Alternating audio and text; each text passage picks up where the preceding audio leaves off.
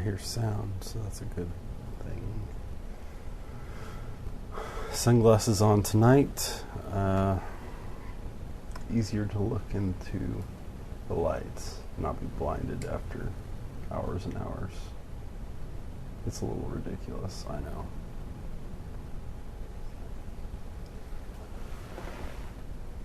Loop back starts after 7 seconds, obviously. If you're watching this pre-recorded, which obviously now you are because I'm the only person watching myself, tonight we're going to hopefully talk about GH2 hacking, as the link in my description shows. Vitality sent in his GH2 to be hacked, or to get hacked. And so, hopefully in the next 24 hours we'll hear whether or not any sort of hack is going to be possible.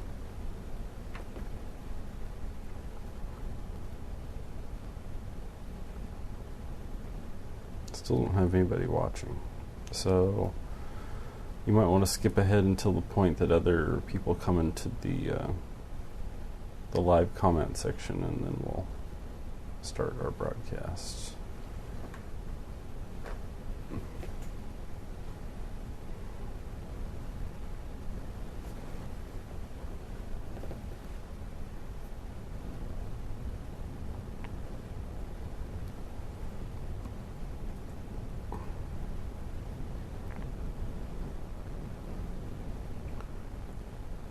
Hello, first viewer.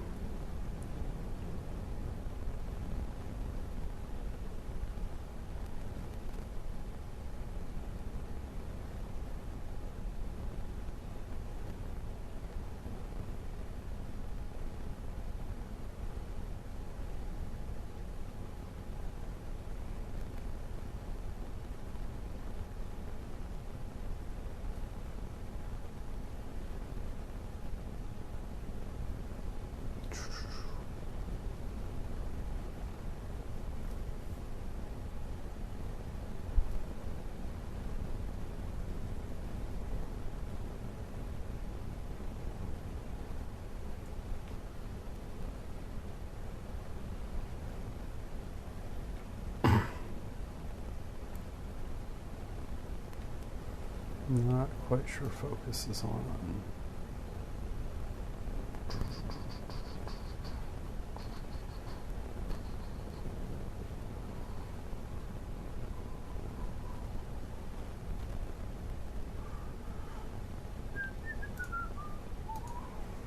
There we go.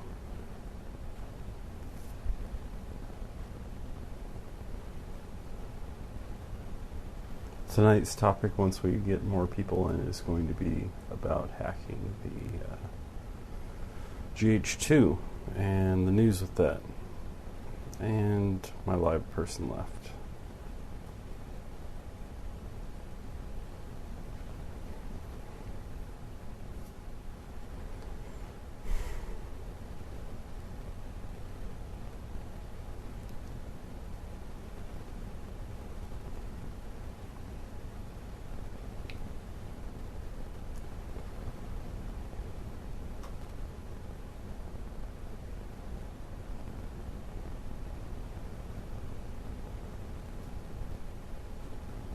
I wonder if there's anything else exciting on YouTube Live.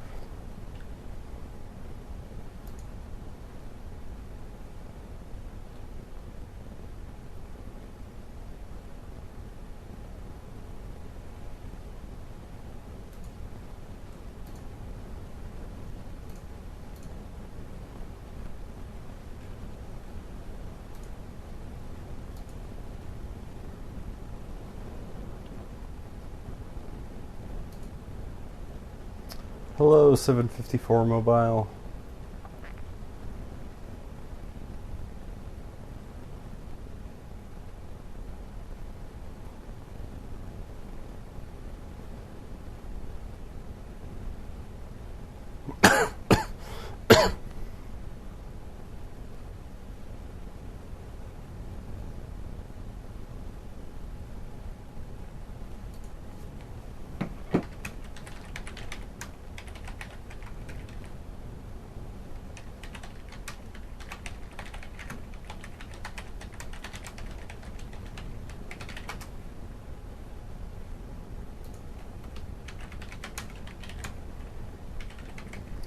Yeah, click the link.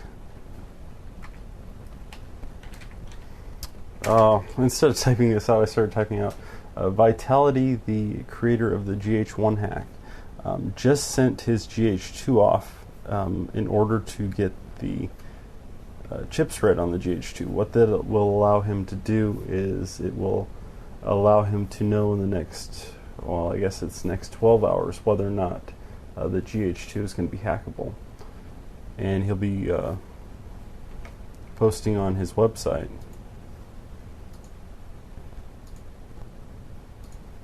Which obviously doesn't have a... When did he post it? May 3rd. Well, actually, it's getting fairly close to 24 hours now. We may find out while we're live streaming what's going to happen.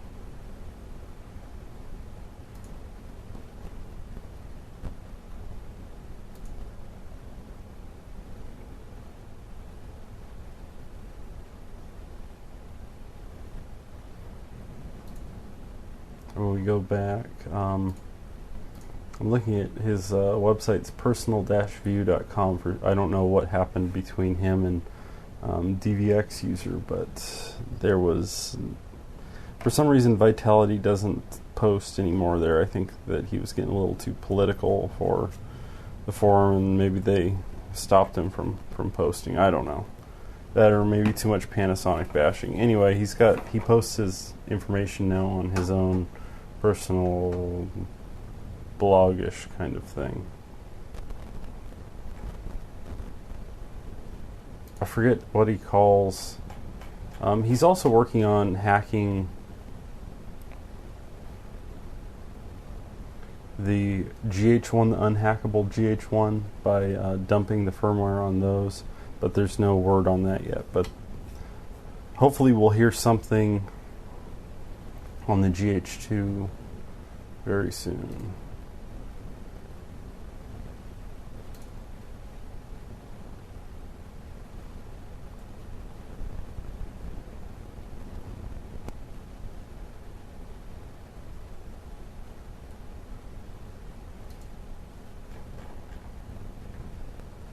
I forget what else he posted about.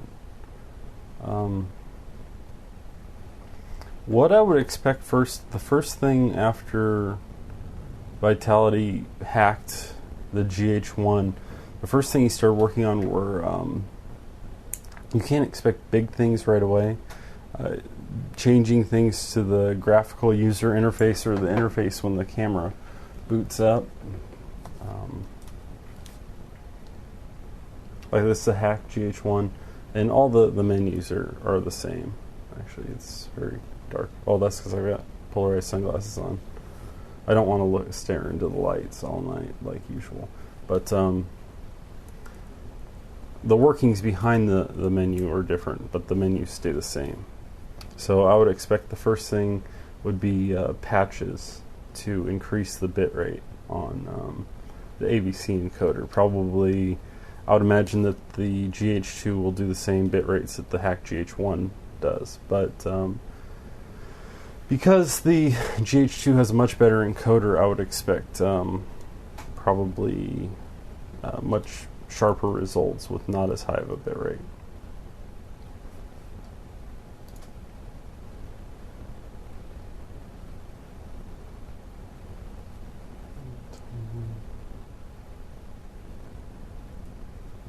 How much is the hacked GH1? Hacked GH1 bodies right now are going for $450. I don't remember what I paid for mine. I got it a year ago or so. I think I got the whole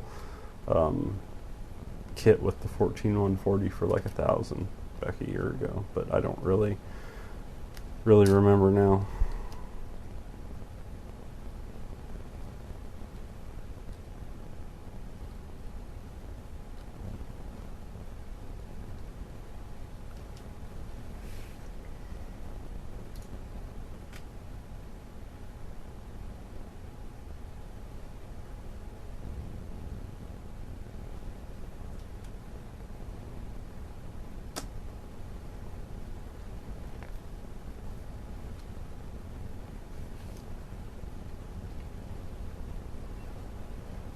There's some guy on that Personal View website too that's selling is hacked GH1. Hacked GH1s go for well, basically to get a hacked GH1, you need one from 2009 that has the 1.2 firmware.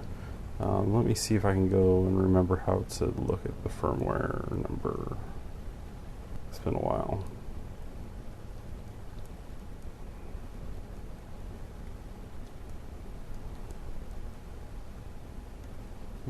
Setup.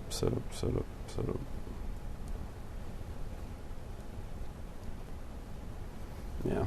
The way to tell if you have a hacked GH1 or not, the body firmware should say, well, I think you can put in whatever firmware number you want now, but it should say 0.0. 0.0 means that it's loaded with the, it's been hacked. The hacks have been activated for the GH1.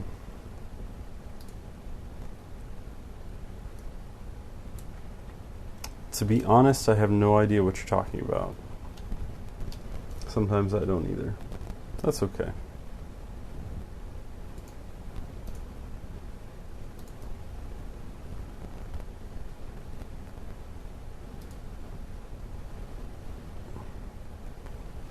I opened up your Love Mutts profile. If you like World of Warcraft, Akira has a video on his page.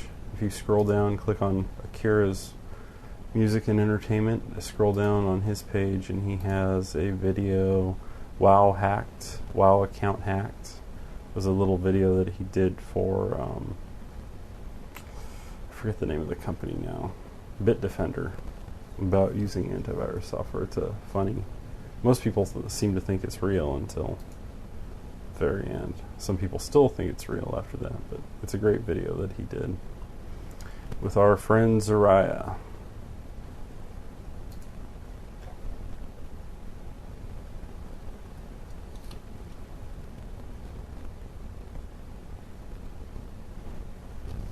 My latest video from last night, I showed the how to get to ISO 12800 on the GH2. If you haven't seen that, you can watch that video, but it's really simple to do. Get in the motion picture menu, exposure mode to shutter priority, go back to your live view, and basically change what it exposes for to +3. And as long as the aperture opens up completely, it will bump and end up at ISO 12800. Now, I don't know about the steps in between, honestly. I mean, I said in the video, I said 6400 and 12800, but it's very possible that any one of those grayed out ISOs may be selected. The only way to really tell and compare would be to load up take a still picture at those ISOs and then compare that to the video image. But I don't know. If you're really going to shoot at ISO 12800, you probably won't matter.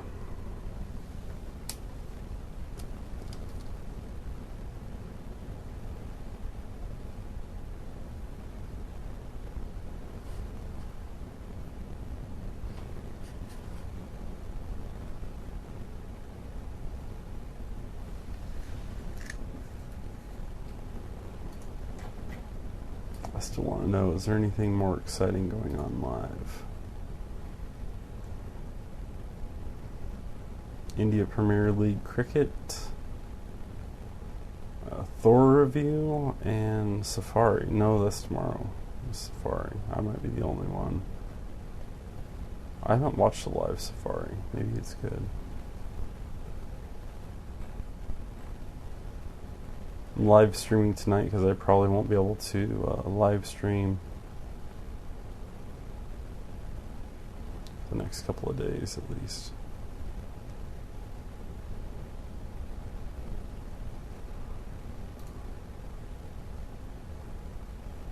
Yeah. Do something cool. I must really like cameras. You want me to talk in the voice of Arnold? We could get into Arnold mode, but then people start really hating that. If I really start talking like Arnold. Akira and I I know we were supposed to, me and Akira were supposed to stream, but we didn't. But we watched Junior. Junior. My body, my choice. It's pretty great.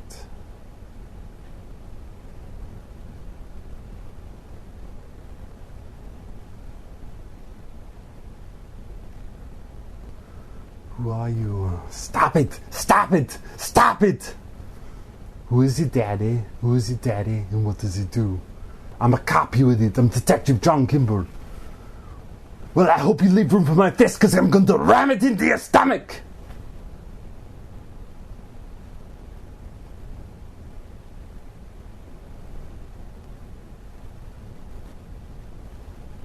Now I'm watching myself. That's not boring. It's tiresome, though. And then people start leaving.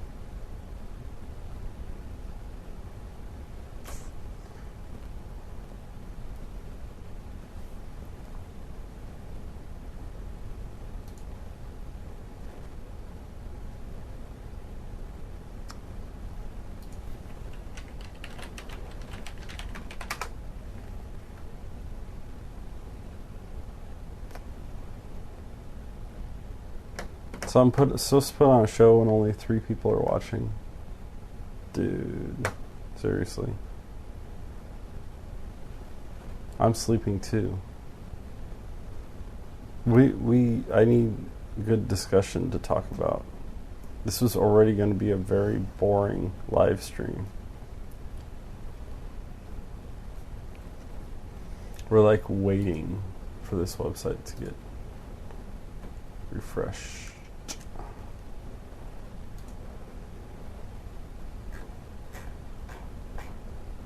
Nothing yet.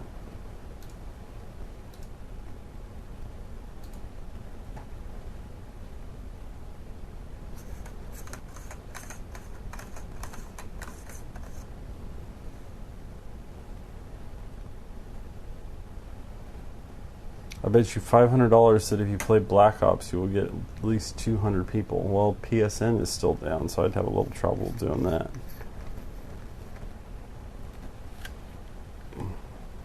That and, well, not only PSN is down, but I have a hacked PS3, so it really isn't getting on PSN anytime soon.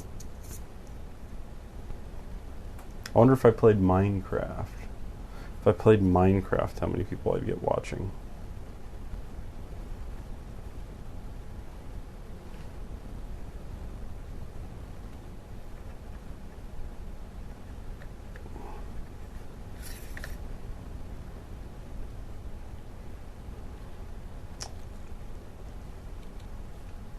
Actually, I could play on the PC, I guess. I don't have the people that play at least 100 for Minecraft. The people who play Black Ops on the live stream things, their channels have been taken over by Macnama, and so Macnama has the rights for doing that kind of stuff, and I did not take Macnama's request. Though I guess I should do that. Maybe I could get them to take over one of my other channels and I can live stream playing games. But those channels are all basically owned now by Macnama. That's why they can play those games live.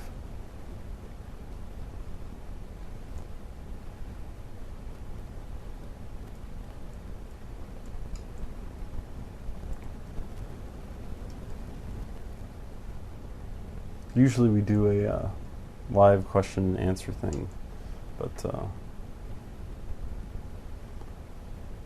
Numbnuts41, how does one put a show on YouTube Live? Well, in order to get a show on YouTube Live, You need to have a partner account, and that partner account needs to have no basic, strikes against it. And then you can make other partner accounts with the live accounts as well. So that is what you need. It makes me wonder if my sister finally got her channel, or I was able to take over hers and get her live. I don't think so. Modules, videos. Nope. She does not get live. Interesting. Oh well.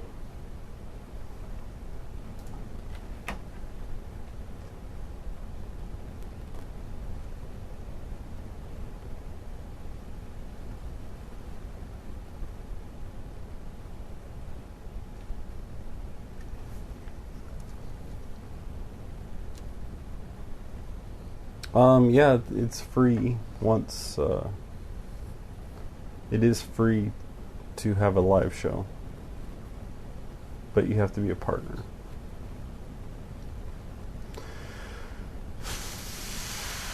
Tell you what.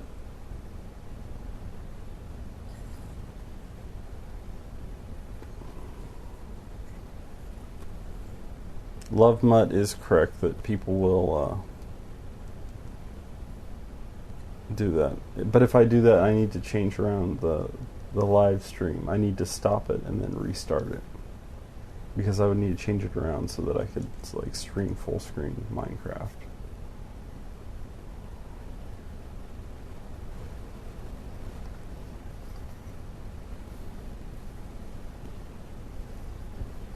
Usually we get a big crowd in here and then they're all like talking about cameras or other boring stuff. Or if people really get crazy, then we start going in all sorts of different directions. So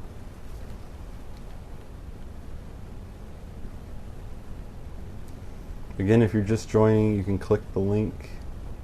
Hopefully in a couple hours we're going to have an update on the GH2 hack situation.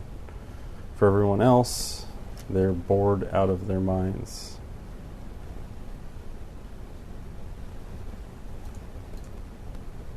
I can't believe you got 13,000 subscribers. Why is it weird that I have 13,000 subscribers? For a while there, I was getting 1,000 subs a month, and then it kind of just died off. I was also in Onision's other channel box. That's part of the reason at that time I had that many subscribers. I got some awesome videos, man. I've got some awesome videos, but I've got like lots of videos, so you can't find the awesome videos between the bad videos.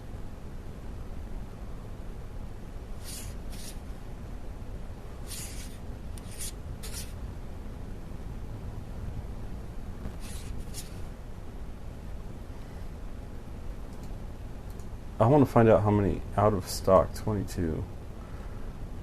Out of stock 22, you have 12 subscribers. Okay. That's how you start. Takes forever to get lots of subs. Numbnuts41. The reason why I ask is because I go on Blog Talk Radio. This country singer has a show on there, but it does it from his house without a cam. And he asked me to find out about YouTube live shows. Well, the YouTube live stuff is all in beta right now, so it'll be a while before everyone has access to that.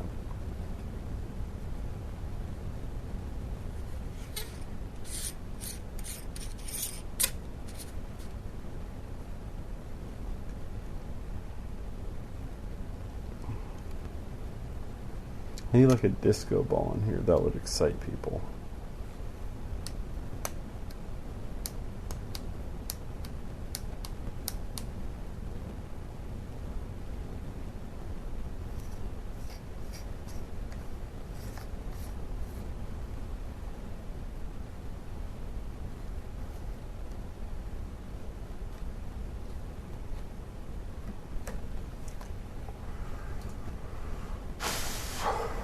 Nothing else to do, huh? Is the fashion show on? That might be more interesting.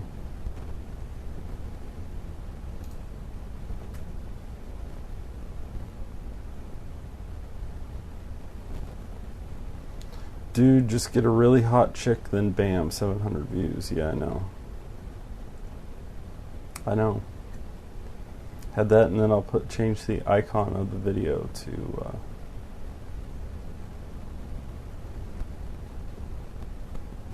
it works.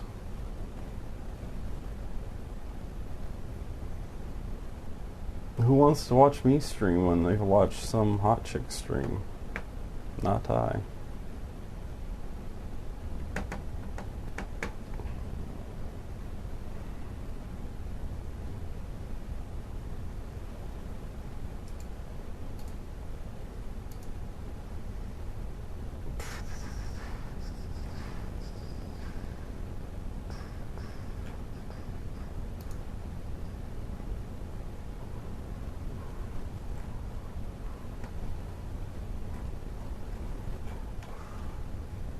Oh, Akira and me shot some cool stuff this weekend. But I can't play the music. I wouldn't upload it because I've got it synced to like... What's that? A Vangelis song. And I need Akira to make up some music for it to be uploadable to YouTube. We were going to do like this thing where we were 80s cops, and we're gonna have like the gold neck chains with our cop badges, and then there's gonna be a whole lot of cocaine, and it was gonna be pretty hilarious. But this is all anamorphic footage. It doesn't look that great streaming, but it's all slow motion, all anamorphic. But it's a lot more epic set to Vangelis than just listening to me talk about it. Lots of beautiful flares. Beautiful flares.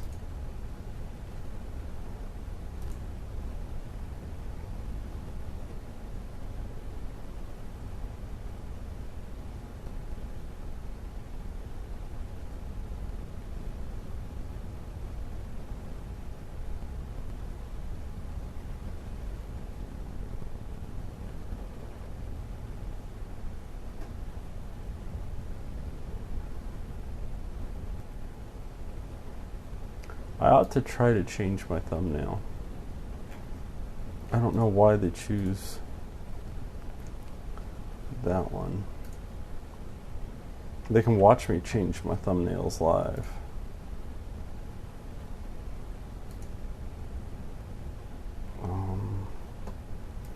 I don't think the thumbnail thing really works too well for this thing.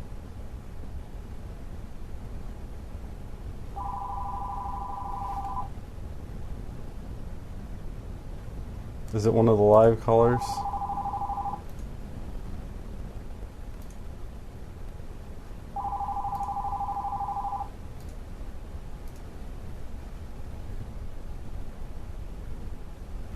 It could be one of our live colors, or it could just be spam like usual. I'm going to Google the phone number.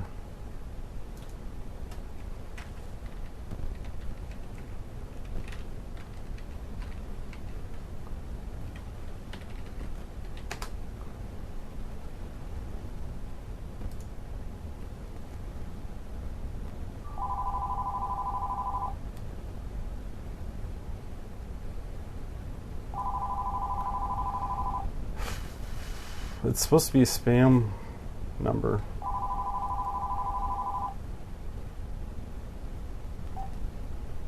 Hello, YouTube Live.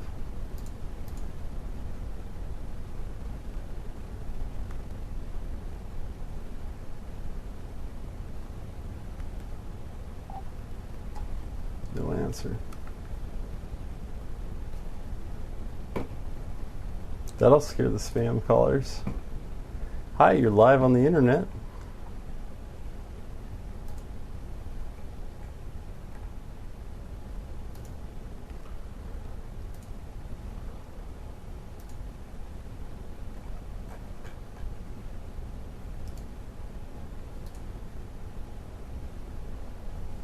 I've got to find a...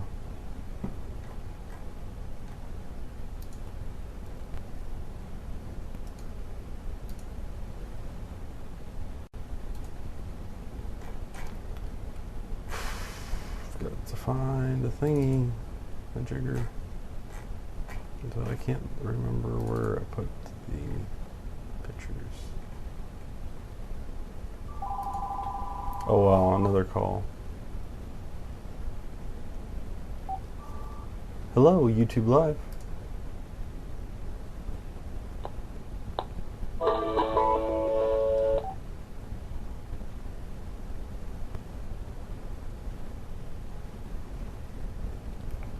Now, either it's spam or a spam company that keeps calling us, or something else that a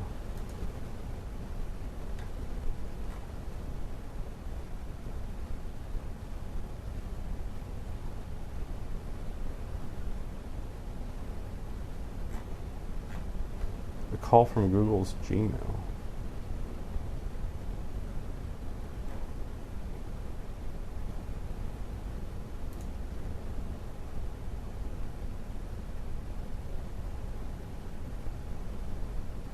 Huh, a lot of people get spammed by this number.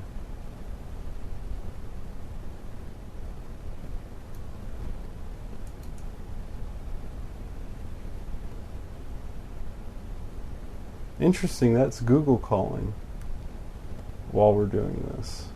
I don't know what Google wants. Oh, it's a Google chat phone calling you. Weird. Weird.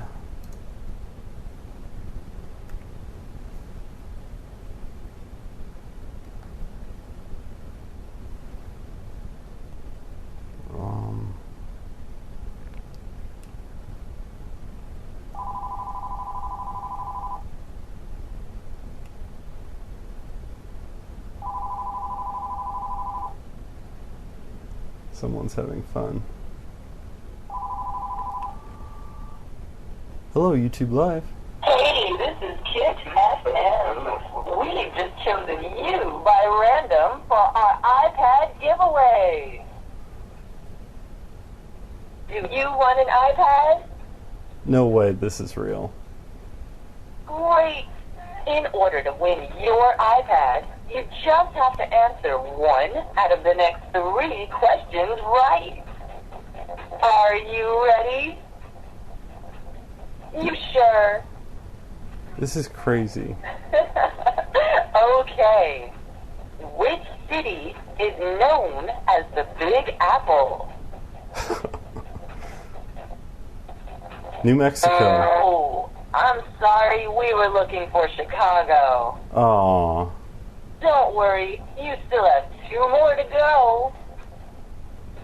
This is great. Hey, which continent has the smallest population? Ooh, North America. Oh, we were actually looking for Asia.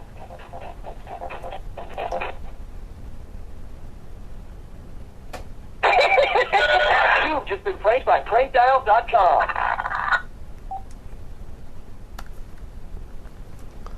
I didn't know there was such a site. Back in my day, we prank called by soundboards and multiple phones.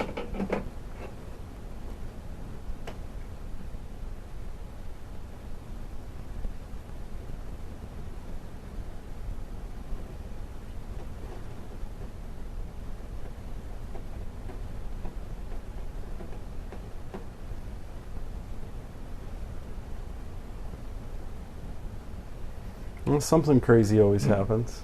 Now it's going to go back to boring.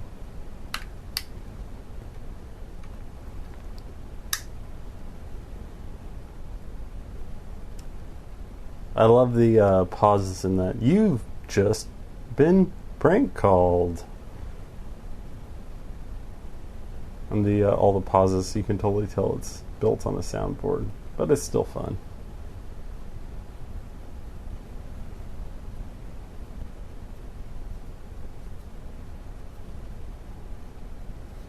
I don't know how good the audio is for picking up phone calls either. Oh my.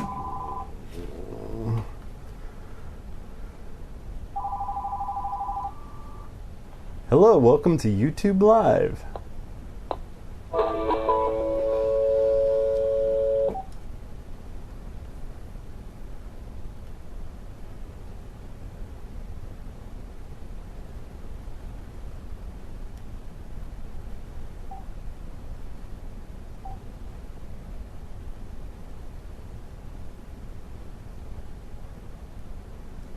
Hi, I'm Casey Kasem, and you're on YouTube Live.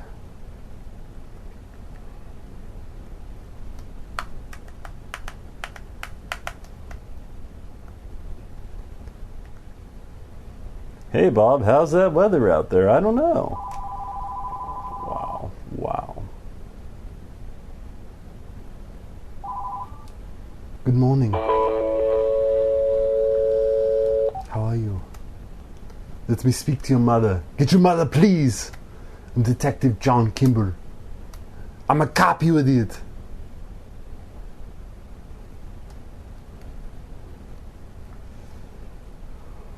Hey, Torkel.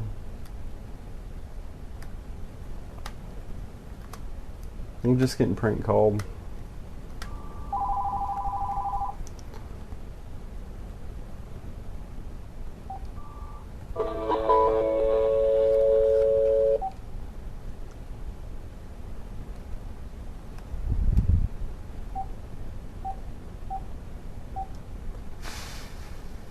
It's really fun. Obviously.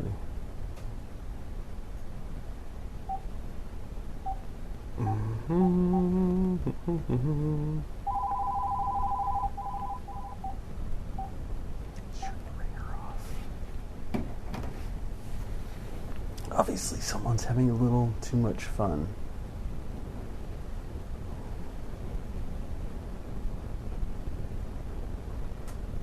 I want a free iPad, though. Oh, I thought I turned off the ringer.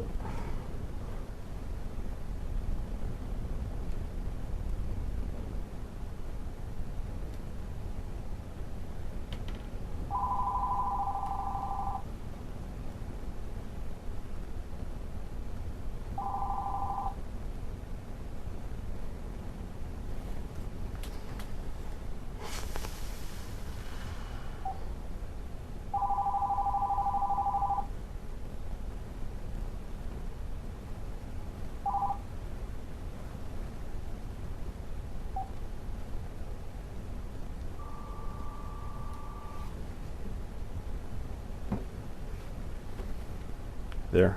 We don't have to listen to that anymore.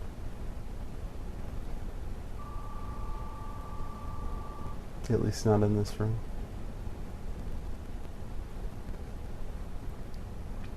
A cowboy arrives into town on Friday, stays 3 days, and leaves Friday. How does he do it? I don't know. How does he do it? Numbnuts.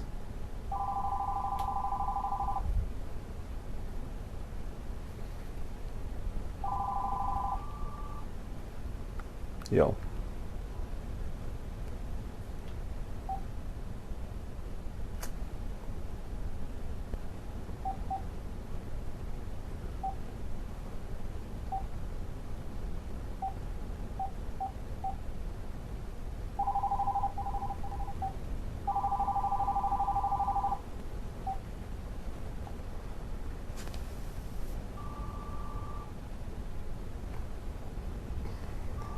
His horse is named Friday. Nice.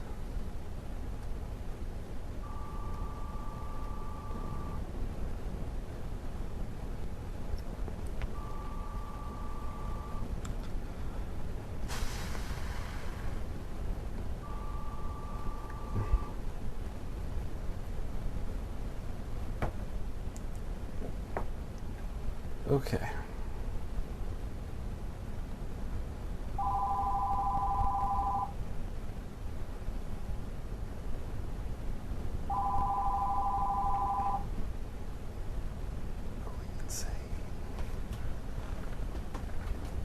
How come I cannot kill...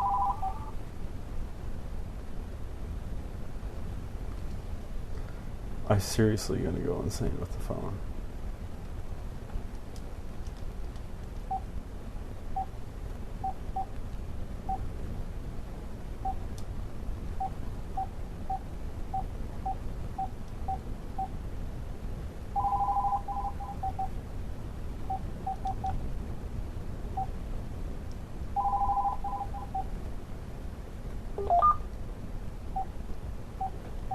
Okay, finally. How do you wake Lady Gaga?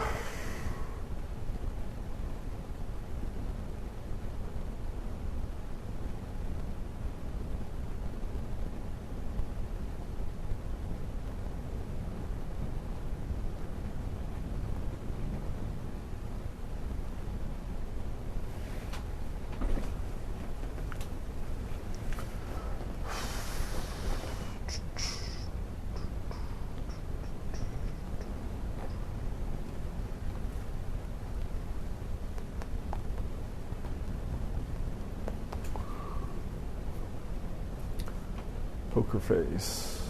Wow.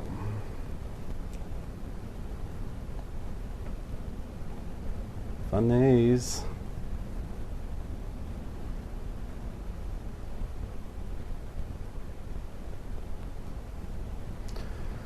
So,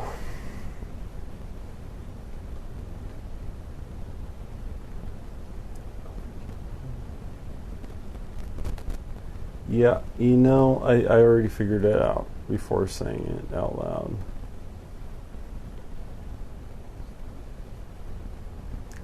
It could be funny, though, if you get someone who doesn't expect. If you get Mo Sizlak on the line and ask him to start saying that. I'm going to check and see if we have our hack update yet.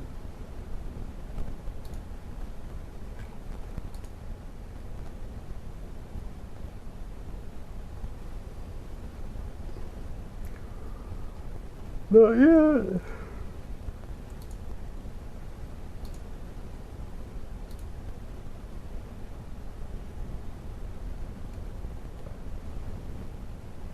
We are getting more people, though, so if you're just joining in, the purpose of this little chat was supposed to be about hacking the GH2.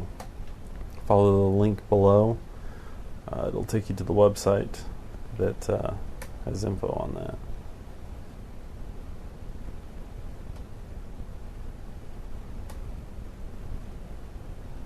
Just join. Please recap maybe about the hack. Is there one? We will find out in the next 5 hours or so, hopefully, that if it's hackable or not. The link at the bottom has linked to Vitality's website. Vitality was the original hacker of the GH1. And so right now his GH2 is getting the basically the chips that run the firmware read, and he will see how that he can write his little firmware hacks so he can adjust the firmware on the GH2. One thing to note is that if he does get a hack for the GH2, you're going to want a GH2 with this firmware, unless Panasonic publicly releases the updated firmware for this. Because when they found out the GH1 was hacked, what they started doing is stealth updating all the newer GH1s and never released the firmware on their website. So if it does come true, you're going to want to get a GH2 soon, because Panasonic is going to try to block it. Basically, the reason Panasonic gets all uppity is about their batteries. They get real afraid that you're going to allow third-party batteries to easily be run in their cameras.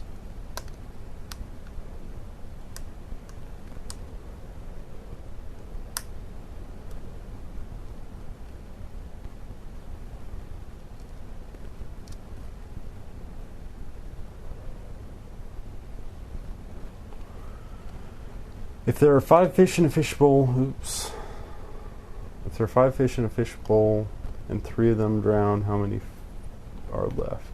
Aren't all of them still in there? Even if they drown, they're still in the water. So you got 5. The sunglasses are so I don't get killed by the light tonight. It's nicer.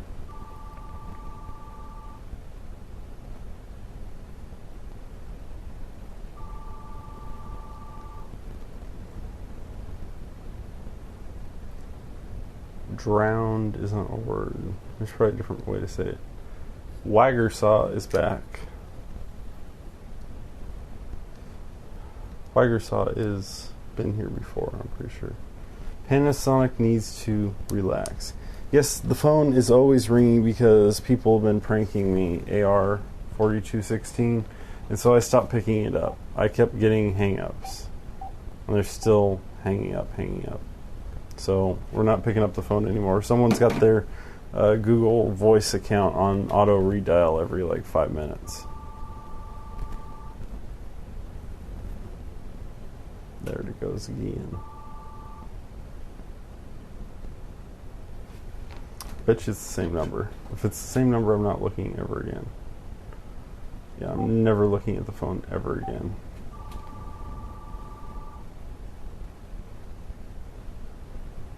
Yeah. Not this phone ringing. It's the other phone. I'll turn it off in a few minutes if it keeps ringing.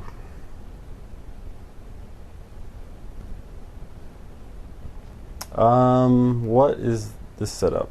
We have got yes, it's karma for all the prank calls I have made, I'm sure.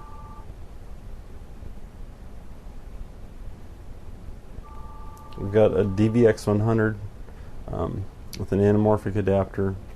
That's why we're anamorphic right now. Phone. And that's going out DV to the encoder, flash media encoder. That's what you see. I've got a 150 watt light over here. Ooh, yeah, brighten it up a little. And a 400 watt light over here.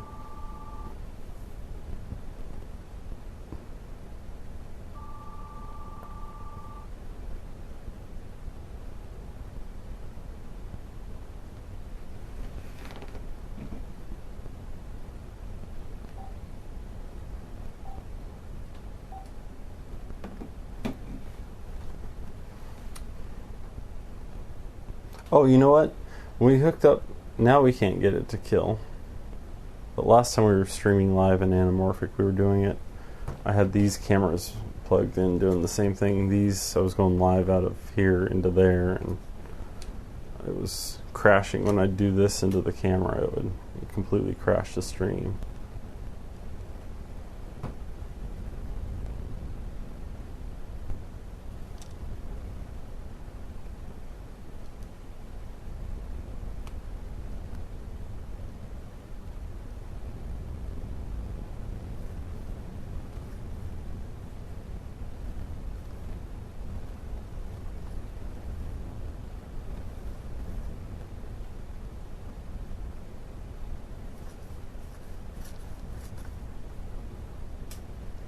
Metal.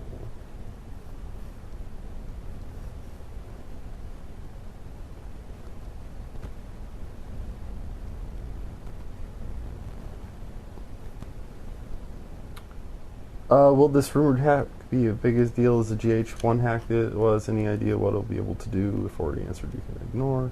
Coming in late. Okay, so AR4216 wants to know about what will happen with a GH2 hack.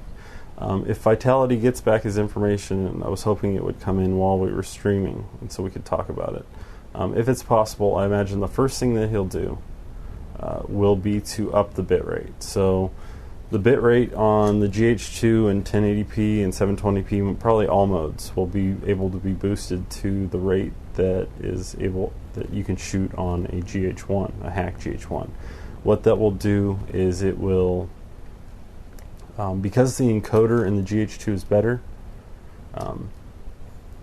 it will be an extremely it'll be an extreme improvement in the quality of the image. This GH2 with a 50 megabit codec will it'll solve a lot of problems even now. With one of the issues with the GH2 is if you're shooting in low light, sometimes the encoder gets a little buggy and it doesn't it starts macro blocking a little bit. So if you can lock it in at a higher bit rate, that problem will be gone. Essentially, it'll have all the benefits of the hacked GH1, but in the GH2 body, because there's still some things that a hacked GH1, like the bit rate of 720p mode on the hacked GH1 is fantastic, whereas the bit rate of the GH2 is only 17 megabit versus the regular 24 megabit for cinema mode. So if you boost that up to 24 at least for 720p, you'd have a completely different camera.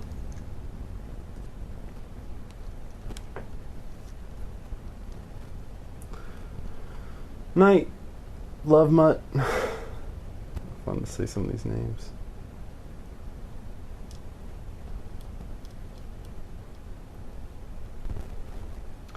Are there any safe hacks for this Canon 7D? Also, when shooting in video mode, I get a grainy type noise on ISO 100.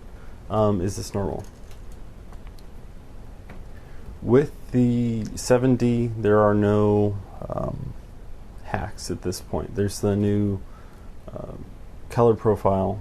Well, it doesn't really do a whole lot, but you should always stick to native ISOs on the 7D. So ISO 160, ISO 320, ISO 640, ISO 1250.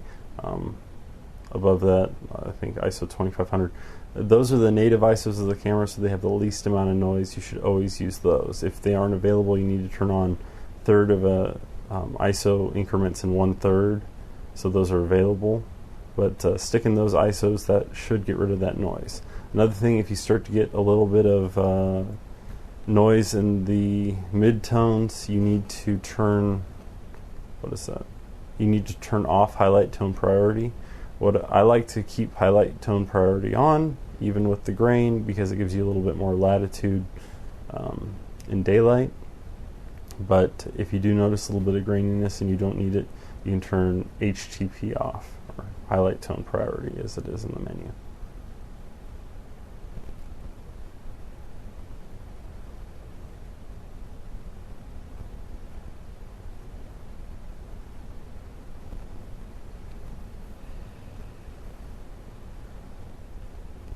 Is it true that with the GH2 as well to use native ISO? Someone brought that up in the forum. I haven't researched it myself because I haven't noticed a problem with either the GH1 or the GH2, but it is worth looking into. I do know that they have said that, but I haven't noticed a particular problem with all the different ISOs myself on the GH2, so I'll research it more and then test that theory out. At this point, I don't know if it's true or busted. There were lots of the rumors flying around for the GH1 about ways to burn in the sensor to get rid of low light problems and so on and so forth. All those things were fake. But I haven't tested the native ISOs for the GH2 yet to see if that's true or fake.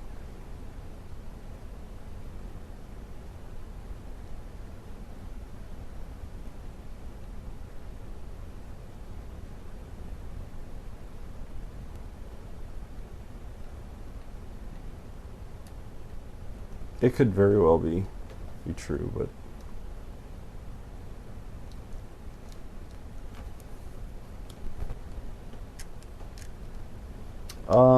I don't really have a schedule. It's when I have time. How many times a week do you do live shows? Sometimes it can be multiple times a week, sometimes not. It depends on when I have time. I'm doing it right now because I might not have a chance. I might be without internet, in a place without internet for the next few days, so I thought I would get in the live show tonight, and if I do have internet, I might do it again over the next few days, but hopefully I'd like to get in a regular schedule of doing these shows, but I just don't know right this minute.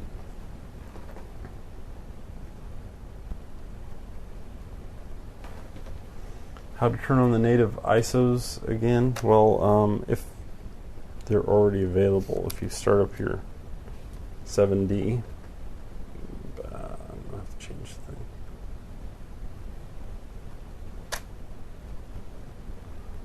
The native ISOs are on the screen. Oh, hold on.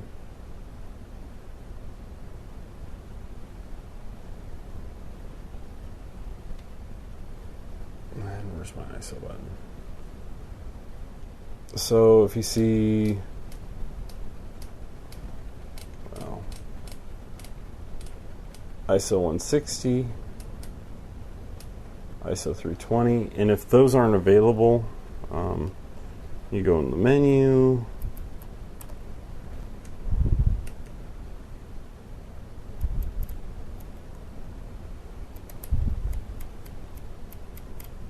look and see if I can find it.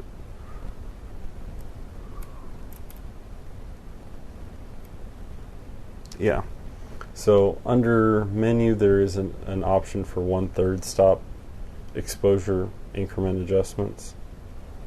You want to make sure that it's on that. It's under menu, under the last function page. See at the top on that page, under exposure, and it is menu number 3, I believe. No, it's menu number 1, and I haven't changed it, so it should naturally come on 1/3 of a stop.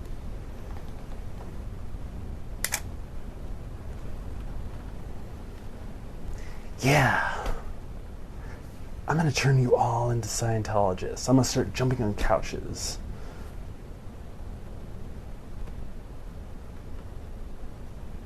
What's with the shades? I got tired of looking at the lights.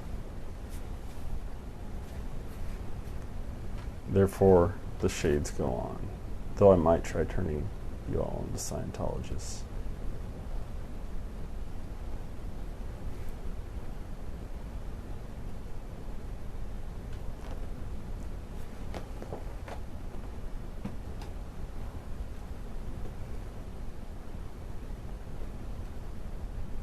I don't do a Tom Cruise impression, but Akira does.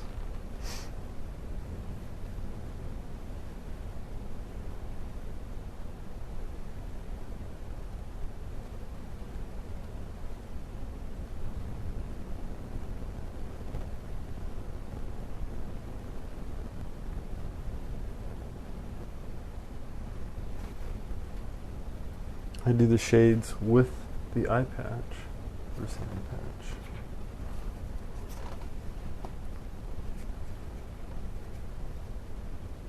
Doesn't feel real great, but it's possible.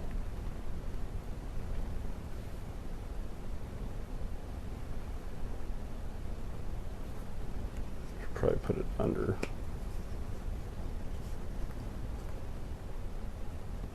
And people really wonder what's going on. Right?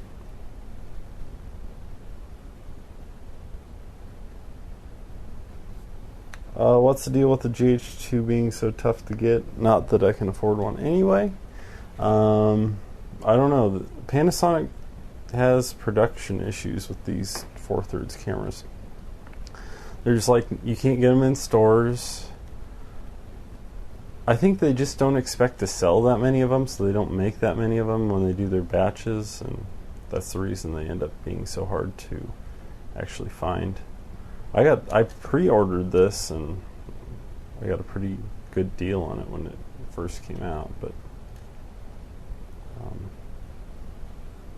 yeah, hopefully if there's a hack too, then you'll be able to buy one of these in another country. Actually, there's something that people don't talk about. There is one hack for the GH2 already. If you buy one in a different language, you can hack it to English, but no one puts that information out because if it gets out, then Panasonic will fix the problem. But there's like some person, if you go on the DVX user forum and search, there's some person that you can email and they will give you the information on how to do it on your camera.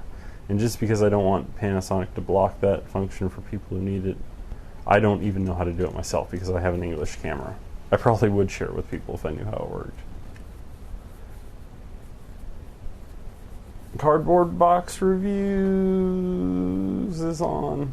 Probably not with any reviews of cardboard boxes.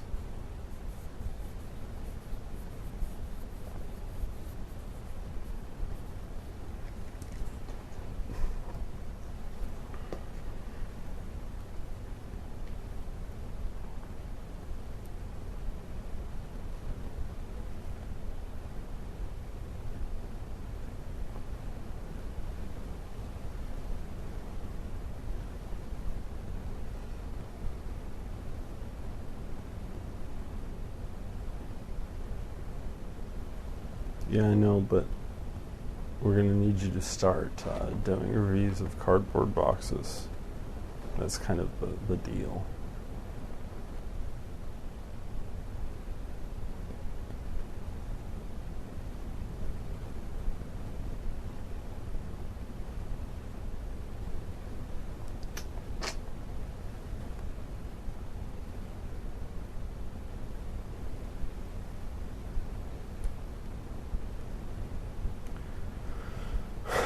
GH1 is only $3.99. Those are plentiful, but without being able to hack them, no one wants them. I wonder if Panny saw a huge uptick in GH1 sales due to the hack and increased production, only to find out that no one wants them now. Vitality is also working on that. He is waiting. I think if you go to the website link below, he's working on that project too. He's calling that his Project Lenin, to hack the GH1s that still are unhackable.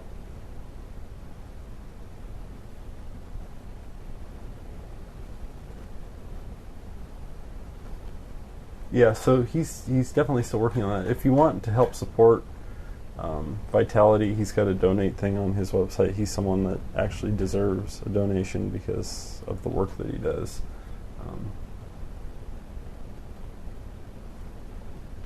He does it all himself. But yeah, GH1s are $3.99. You can get a deal for $3.99, and usually hacked GH1 bodies in great condition go for $4.50. So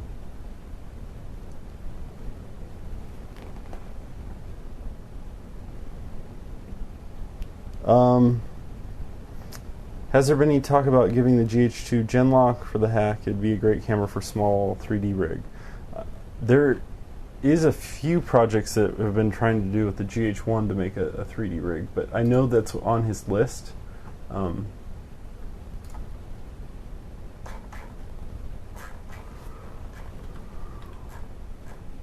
What he wants to do, because a Genlock itself isn't going to be possible, but a sync mode. Let me see if I can find the website.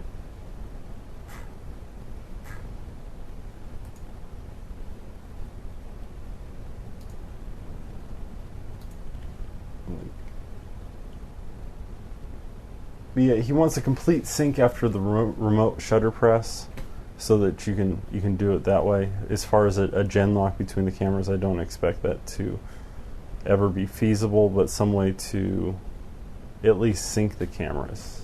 I think that would be high on his priority list, because there's already a lot of beam splitters already available for people to use. I know I'd be interested in doing that myself.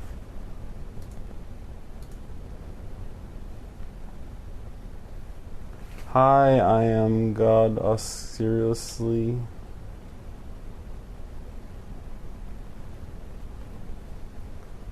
And ban. Ban.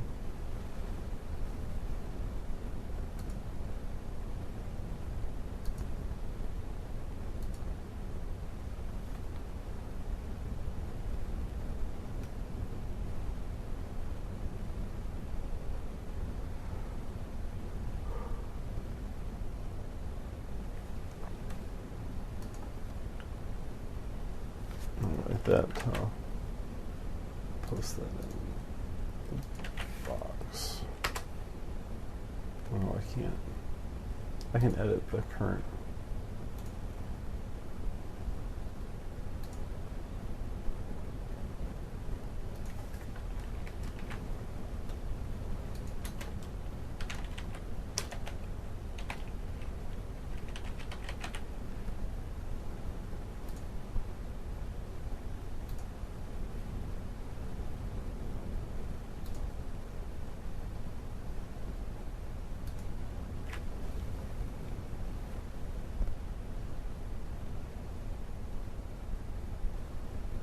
What am I going to be doing where I don't have internet access?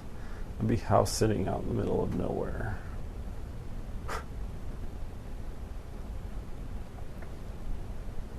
Out where they don't have internet. Internet hasn't reached there yet. The wild beyond.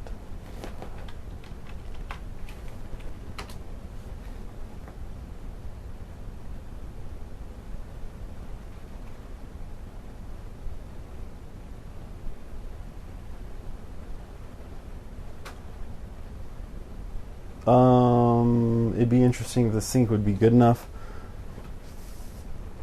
I don't know. I don't know whether it's going to have to wait. I don't think there's... I know they were trying to work on a system of software calibrating for GH1s. I don't know if they ever finished with that, but yeah, it could be.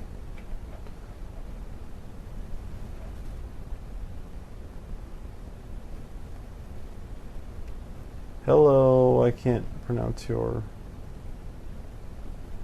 name, but hello.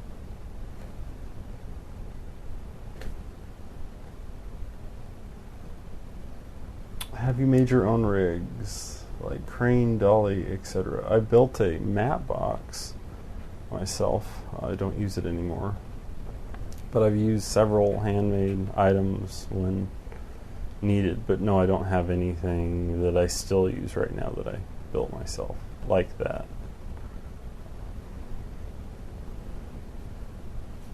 All the things I built were temporary rigs.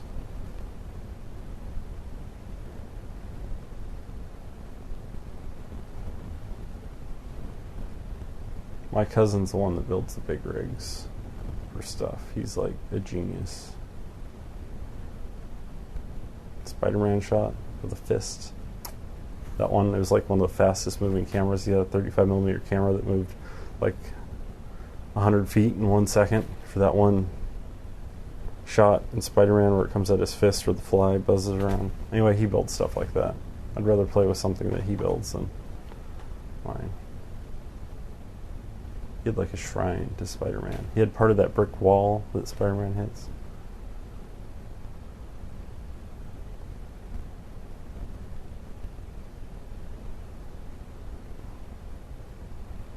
Say it, please. I will subscribe.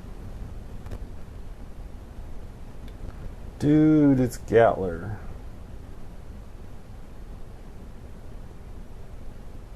I wonder if a sync cable similar to the GoPro has done could be achieved through the USB ports.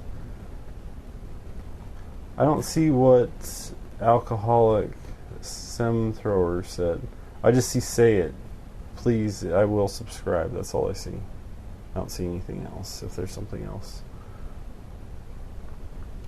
I assume that would be possible. Here's the problem. When Vitality hacks, he's basically putting patches in different spots of the firmware. He isn't really changing the firmware on the camera. So when you think about the things that he's putting in, he's just putting in different hexadecimal offsets where he finds the spots in the firmware that are open. So he's never changed anything like the graphical user interface. It isn't like Magic Lantern where they've built that whole GUI on top of the Canon software that runs. This is just actually writing a new firmware with different basic offsets and the addresses placed. So when you in the hack for the GH1, when you tell it it's going to be 50 megabits, you're basically just changing one offset and then loading that onto the camera.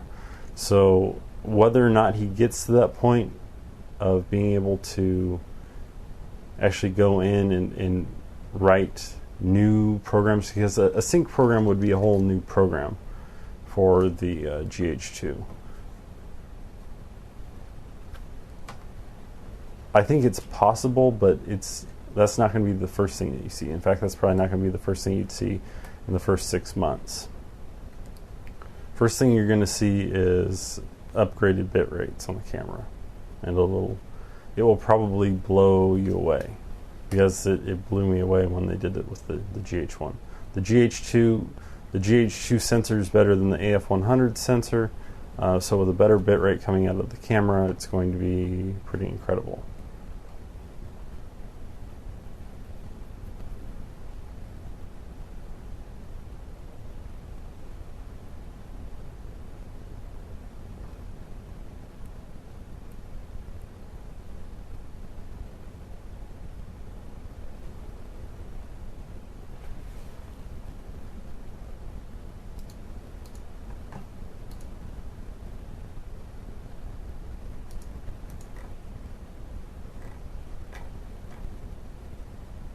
Well, other people seem to know you, Ben, awesome, but I'll have to check out your page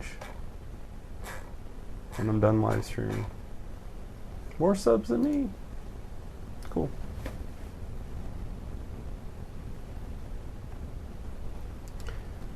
Yeah, I don't think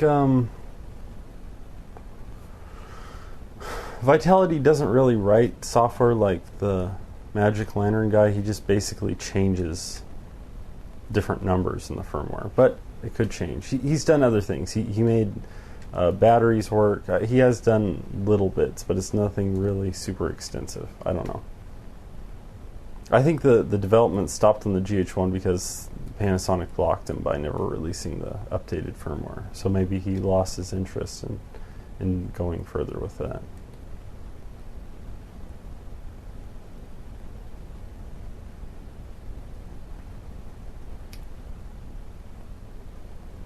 Jedediah Productions, I hear you talk about anamorphic lenses a lot. Explain to me what exactly that is. Well, it's a wide-angle lens like this, but it's only wide-angle in one direction, and vertically it stays the same. So wide angle in this direction, vertically the same. What you end up with is a squeeze picture that you unsqueeze by squeezing down, and you get things like pretty flares. See those lines coming off? That blue line, that blue flare? You get that, plus you get oval bokeh in the background, which is cool looking.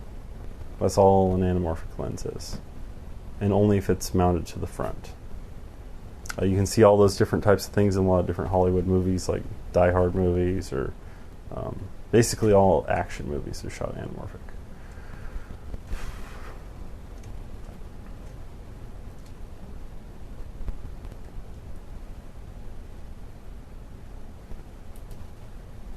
Why are there so many spammers? I don't know why there's so many spammers. At least they stopped calling.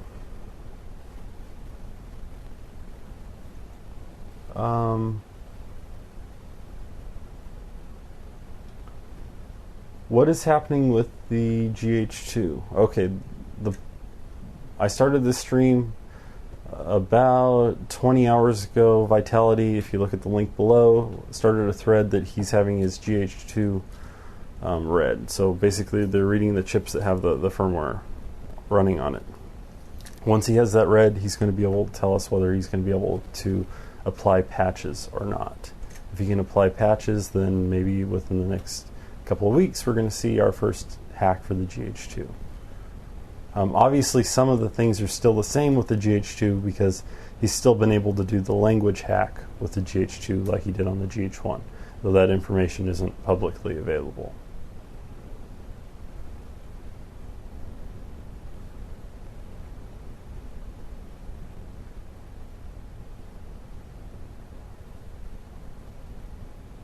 Panavision, is Panavision the same thing as anamorphic? Panavision has anamorphic lenses, but you can film in a lot of people will call Panavision anamorphic. Well, it is. They do have a set of anamorphic lenses that have been used for the past 20 years. 30 maybe.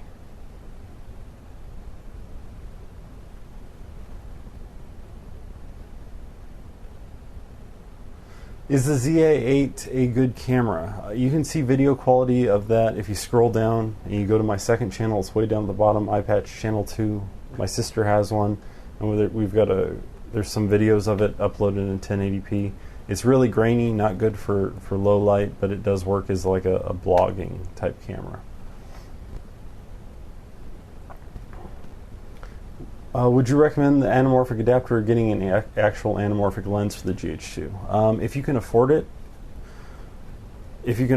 what you need, the only anamorphic lenses that you can get for the GH2 would be like a Lomo lens, which is an old cinema lens, anamorphic lens. The difference between that and this is a 1x3.3 lens, so it basically takes 16:9 to 2.351. A Lomo will take, I can't think of the actual aspect ratio, but it's much wider. It would be much thinner than this, unless you crop off the sides. They are great lenses, but they take a lot of work to maintain. That, and you're going to need a PL mount adapter, which is a PL or Oct8 adapter, which basically is an old adapter for old cinema lenses. That or newer cinema lenses. So you'll need that in the lens, and it could cost you up, for a good prime, probably somewhere from $2,000 to $2,500. LA7200, which I have on the DVX 100 right now, is your cheapest good choice. It's not a perfect choice. A perfect choice would be like an Isorama lens, an Isorama 36. Those are really, really expensive now on eBay, around $4,000.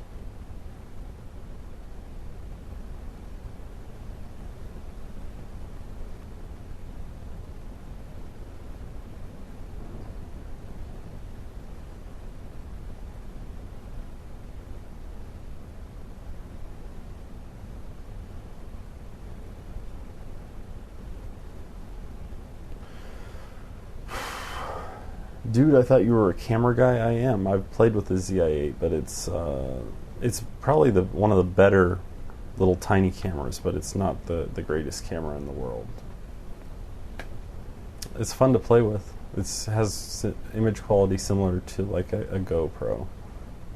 It's like a bigger GoPro, kind of, with a screen.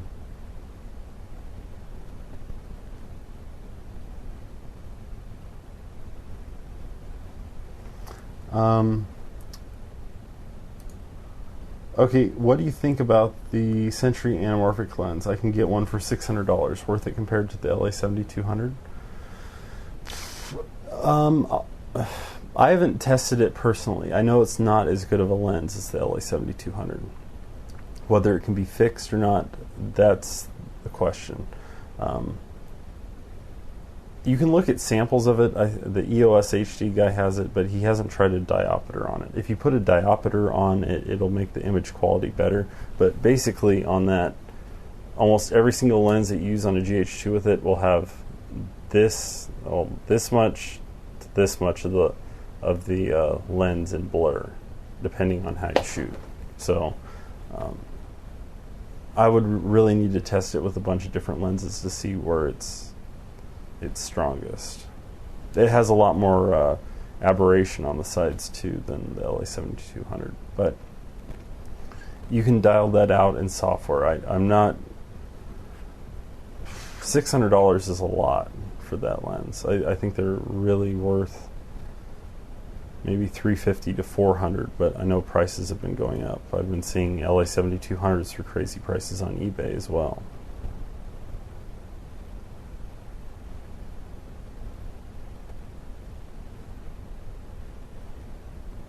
Do you have a good recommendation for a PL mount? I was looking at them for a while back. I never saw what seemed to be a good one.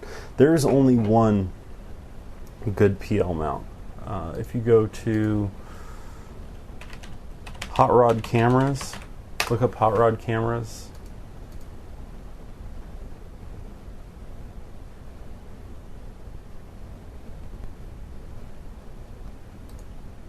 He has an adapter. It's expensive though. His basic kit is $1,199 and his deluxe kit is $1,400. But you can get one on eBay too that's just a small thing, but the problem is that you can't adjust it.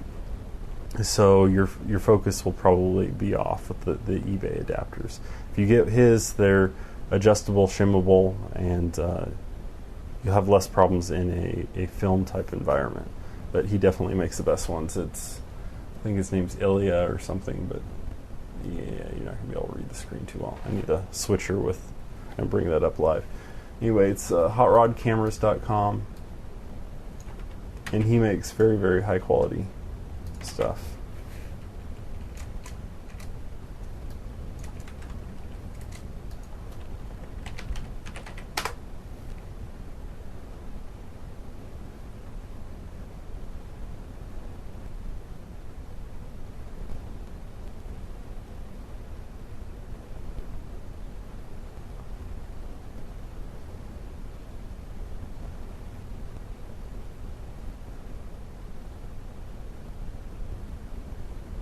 Oh, I must have missed one of Gatler's.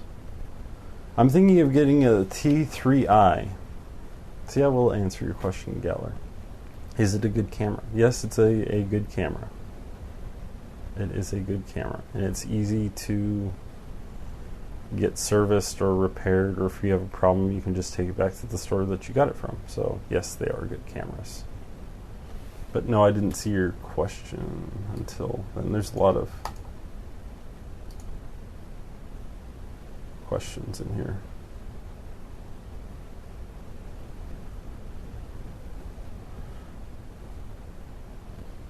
Can the GH2 match the AF100 in terms of image quality? Yes, it can actually exceed the AF100 in image quality.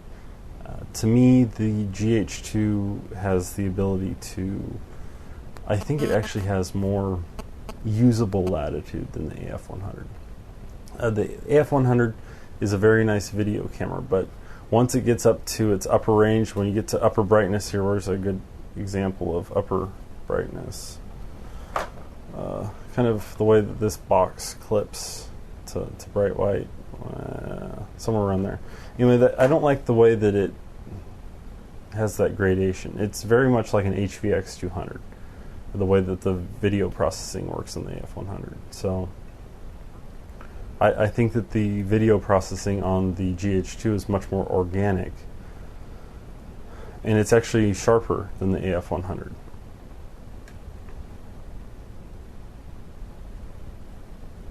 AF100 has slightly better high ISO performance. Yeah, that's true.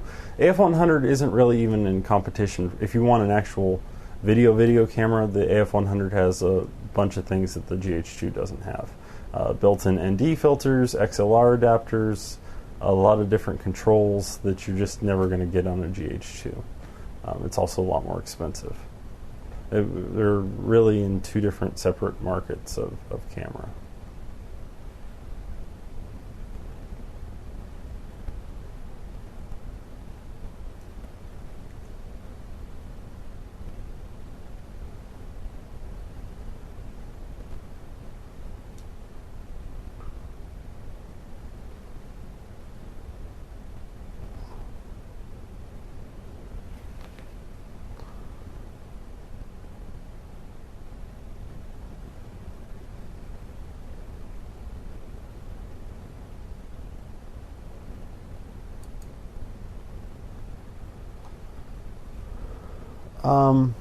Let's see.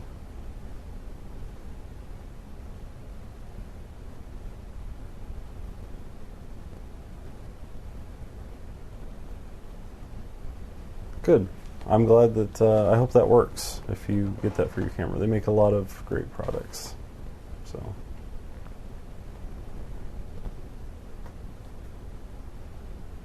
And they're, okay. Yeah, I don't know if they'll care or not, but hey, it might help in the future. Maybe they'll send me something to test. The great thing, if you do later get their handlebar system, it's like in the perfect spot they're offset, and they're in a really good spot where you can balance a small camera like a GH1 or a GH2. And it supports the lens on that too, so that it's a really smart system.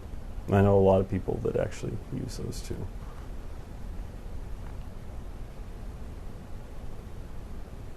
Video mode. Yeah, video mode's going to be the same between all the Canon cameras, so a video mode between a 60D and a T3i isn't going to be any different. If you don't care about anything but video, they're all pretty much the same. I guess you'd get a T3i over a T2i because you want the flip out screen, and you'd get a T2i if you care about Magic Lantern hacks. But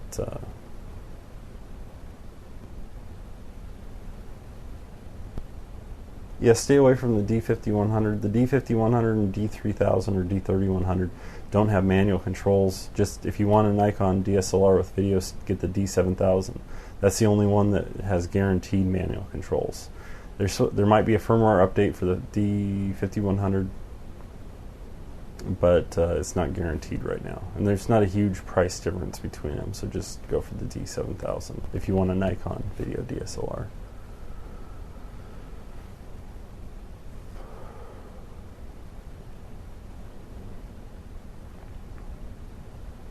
If you didn't see my video last night, the GH2 has the ability to actually go up to ISO 12800. It's not limited to 3200. I can show that really quick again because it's been a while since everyone has seen, or at least I showed it on this channel. You basically go into your menu, you change exposure mode from manual to shutter priority, and you change your adjustment for, well, oops, I didn't do it. Exposure mode to shutter mode, and then you're stop holding. Okay. You change your auto exposure value to +3, and if you're in dark enough light, it will boost up above 3200 all the way to 12,800. And it's actually usable, as you can see in my video that I uploaded last night. I've got to turn that off, otherwise I'll forget.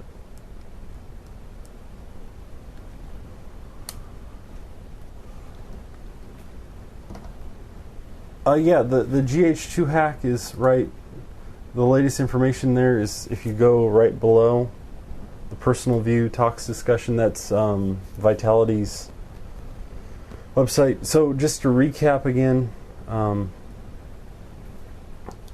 we should know in a few hours if the GH2 is hackable or not, but right now it is getting, the firmware is getting disassembled, or they're reading the chips that run the firmware, and once we find out that, then we'll know if you can run other hacks on the firmware, which you should be able to write. I'm pretty sure that I can infer from his postings that you should be able to make changes. It's just finding the right address to change in the camera. So if he takes it apart and knows basically the basic decoding, and I assume it'll be in assembly, once he has that, then he can start testing what changes do what. Once he finds the addresses, I assume he'll start releasing patches that will allow him to up the bitrate at least, at minimum at first.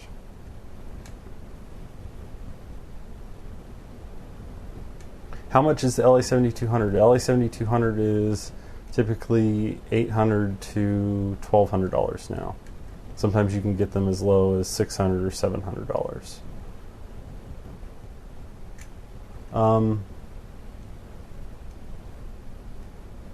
How come you like the GH2 over the Canons? Well, the GH2 has a much better video processor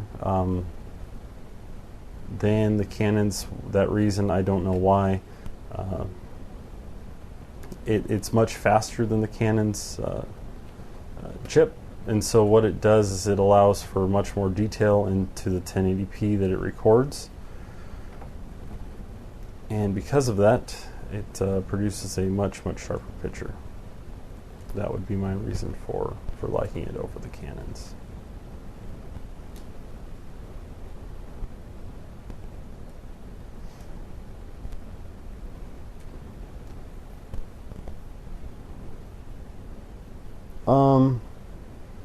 Digital Rev said the T3i has better video mode than 60D. It doesn't really matter if it does or not, because it's going to still be the same scaling process, so you're still going to have the same aliasing and moire as all the Canon cameras. It's not going to be a huge upgrade either way.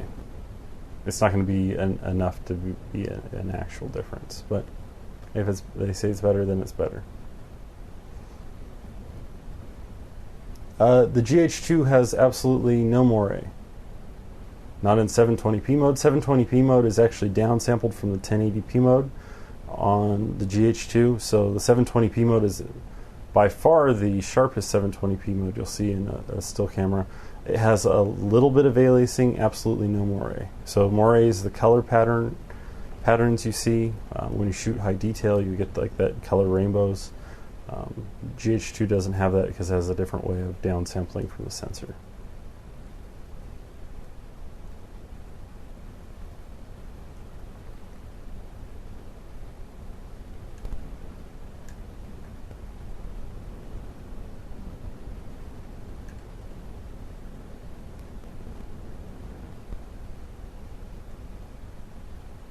What camera are you using to stream this? I'm using a DVX100 with a LA7200 anamorphic adapter.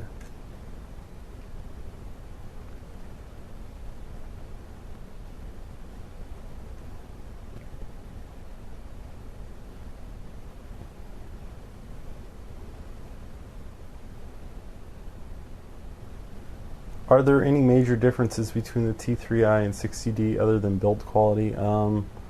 Probably not. I assume that I don't have the exact details on the top of my head. I think the 60D has better autofocus and probably better frames per second for still photos. I need to look again at the specs. I don't have it off the top of my head what the major differences between the two are.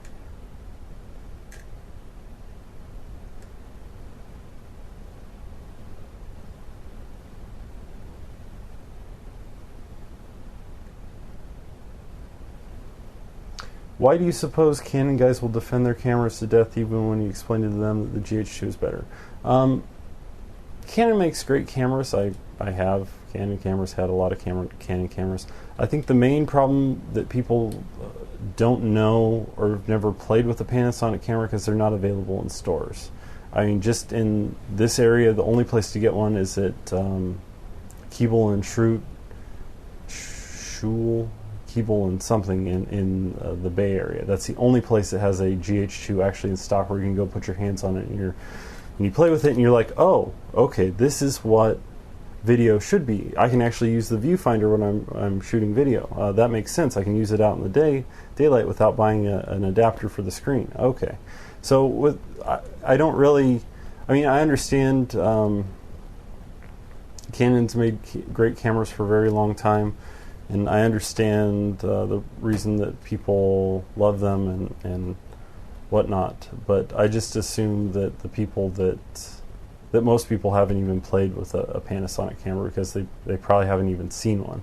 Panasonic sells so few compared to Canon cameras that that's probably the main issue. But hey, we can discuss all the different cameras, Canons, Nikons. It doesn't really matter, I guess. Doesn't really matter even the small details between them. It's I guess what you make with the camera.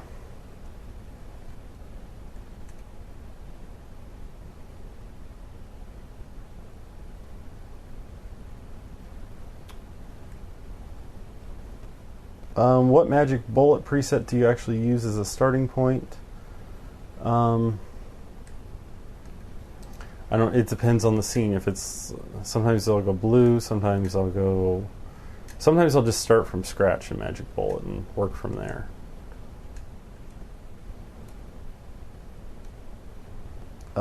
Yeah, all DSLRs have jello. It's because of the way that the sensor is designed. With these, the sensor reads row by row by row by row. It can't read it all at once, so you end up with it goes sideways like this, so if you move fast enough, stuff will be moving side to side. The higher quality the chip, the faster it can be read, the more heat it produces, and or the more power it consumes. Like the red, even the red cameras have a little bit of jello, and I don't know. Usually, jello can be fixed if it's really annoying. Jello shouldn't really be an issue, since 2 years ago, what was it? Slumdog Millionaire had plenty of jello in it, and it still won Best Picture, and not Best Picture, but did it win Best Picture? It won Best Cinematography, and it had tons of jello. So after that, I stopped really worrying about the whole jello thing.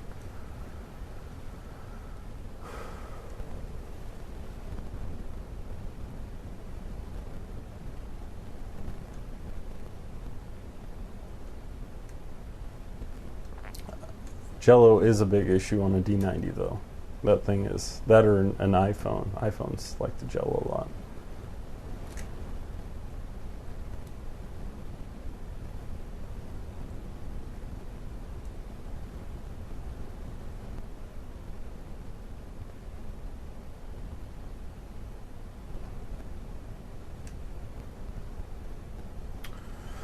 AR4216, read a rumor that Sony will be positioning the next 7 to go up against the GH2, pricing it around $1,300. Sony could do killer video, but they keep crippling their cameras big time. I guess to protect their video cameras. I don't know. I think that the Sony DSLR guys don't even know, don't even talk to the video guys, because they really don't know what they're doing. Yeah, the Sony is a little bit bigger chip, but you have to, okay. The depth of field thing isn't that big of a deal when you think about it. This is a 1.9 crop in 16:9 mode. A 7D is a 1.7 crop in its video mode. So the differences aren't that huge when you really think about it. It's not like a 2.0 crop versus a 1.6 crop. Like it looks like when they're in their video modes, it's 1.6 versus 1.9. But I do prefer bigger sensors. So don't think of it as that. I do prefer bigger sensors. I do like a little bit bigger than 4/3. In fact, I like 5D type sensors for some projects. If you're going to shoot with like a slow lens, an f4 lens, a 5D is, you're going to get plenty of depth of field with cheap lenses on a 5D. So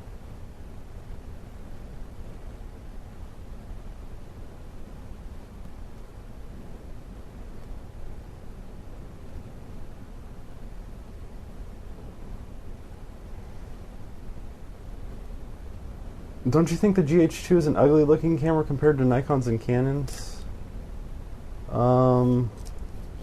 No, not really. You should hold one in real life to really compare. The GH2 is an improvement over the GH1, but holding them side by side, there isn't, the build quality isn't really much different. The GH2 feels like a really well-built camera, as well as the 7D, but there isn't a whole. It doesn't feel like I'm holding a cheap camera when I hold the GH2. It feels like a solid. And there are definitely some cheap cameras out there that feel cheap when you hold them. The GH2 feels more expensive when you hold it than the Rebel series or like a T2i, in my opinion, even though it is smaller. It doesn't feel quite as big and bulky, and I don't know, as a 7D, but it's fairly close. What do I have that's cheaper besides that? I don't know.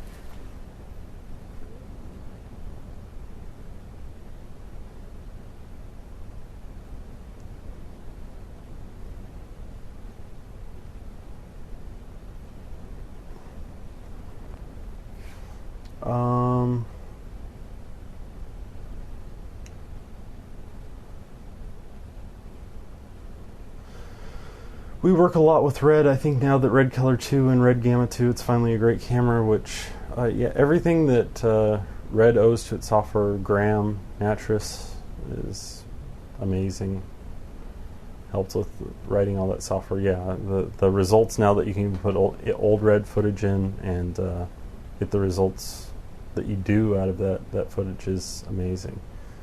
Even the non-MX cameras.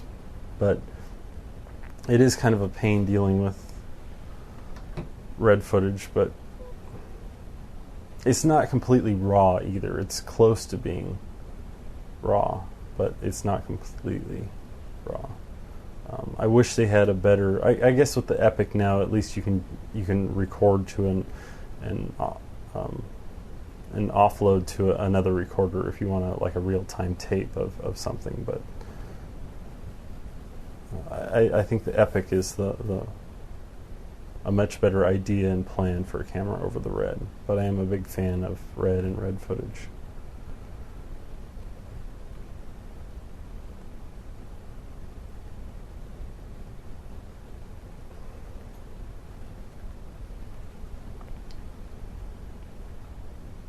Yeah, the SI2K, that's the same camera that they use on Slumdog Millionaire. I haven't played with that or even seen that personally, but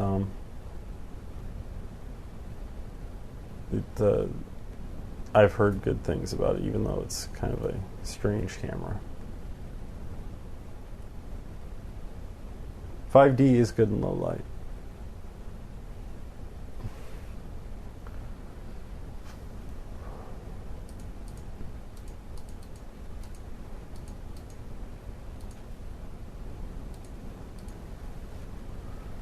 I hate AVC HD. The thing is, though, the AVC HD, even up to bit rates like 60 megabits, it's perfectly editable. It's a much better editing format than the codec, than MJPEG or the Canon's movie format. If you're on PC, on a PC, if you're editing footage from a Canon, you can't edit it in real time. Pretty much with even a really fast computer, you need to transcode it into another format. So if you're shooting Canon, you can transcode into Avid or something else. GH1, GH2, even a hack GH1 up to 50 megabit, you can dump that into, just dump it into your editor and edit straight away in real time without any problem. That's because it's basically the same codec that's used in the AF100. Actually, some very, very high-end professional cameras use AVC HD.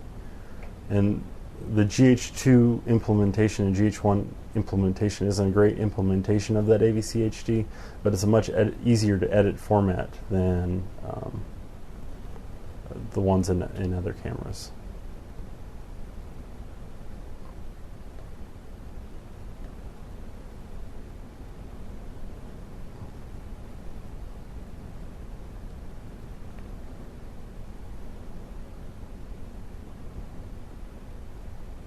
I'm Red Epic for life. Yeah, me too. Have I ever seen a ghost? I don't know. We should do that live, ghost hunt. I know we gotta do that live at some point.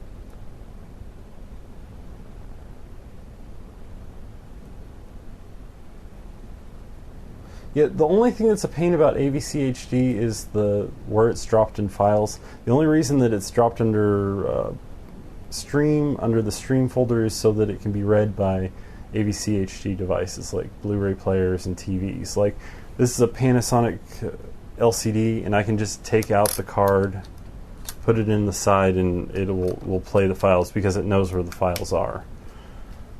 That's why it's in a weird format on the cameras. It's not just under the top level.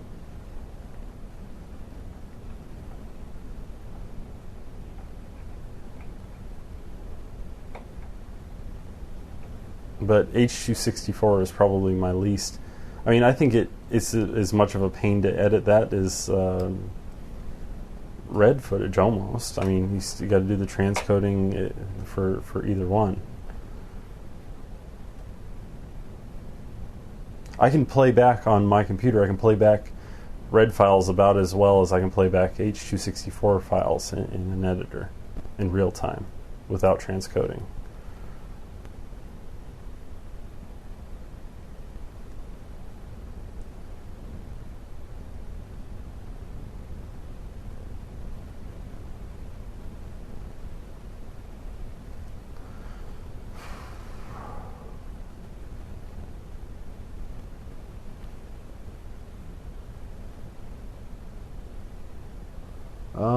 What do you decompress your footage to for editing on Premiere Pro? I would put it in Cineform and transcode it in Cineform before editing it in Premiere. But if you have a CUDA capable video card, you can try editing it now in CS5 and see if it accelerates fast enough for your computer. At least on my laptop, it doesn't run that great. But if you do it inside of Cineform and transcode it in there, that's probably going to be your best bet. And at least then you don't have to worry about multiple generations degrading.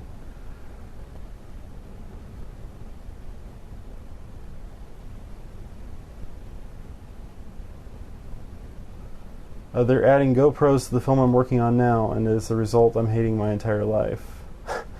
Yeah, well, GoPros are really difficult to get good footage out of because they like flare. And there's another question in there about lens flare or lens hood. It depends on the situation that you want to deal with. The official classical film way is to not let any light hit the lens at all in order to increase contrast. Any sort of light hitting the lens decreases contrast and is usually looked down upon in classical film terms. But yeah, GoPros are very difficult to get great footage out of. They're kind of a pain. Easy to mount, but if you've got the sun in full view of the lens and they do that little clouding up thing, it's not a pretty sight.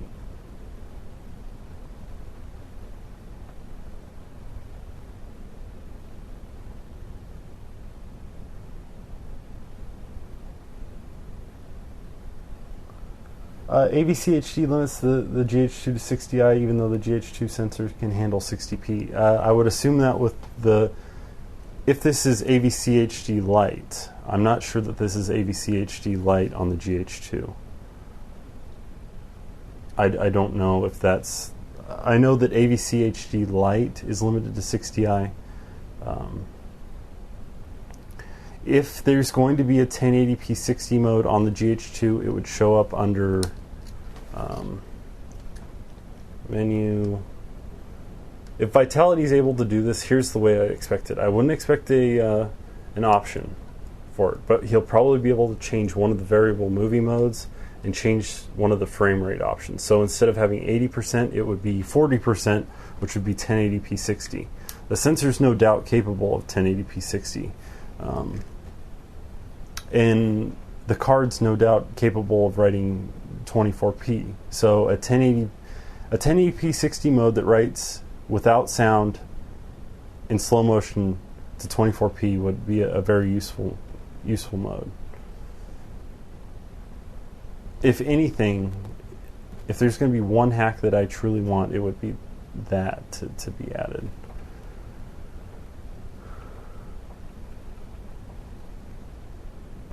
Yeah, they're using red epics on everything.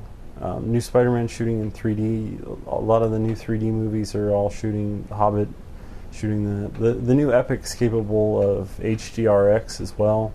So just because of that, it's getting a lot of noise and attention. I'd actually expect more films to be shot on red than any other camera for Hollywood releases. I mean, red's been mainstream for couple of years now. I think ever since Knowing was one of the first ones released it was shot on red. There's been a ton of them now, a ton. Book of Eli was fairly big. I mean, there's probably been hundreds of big films that have been shot on red.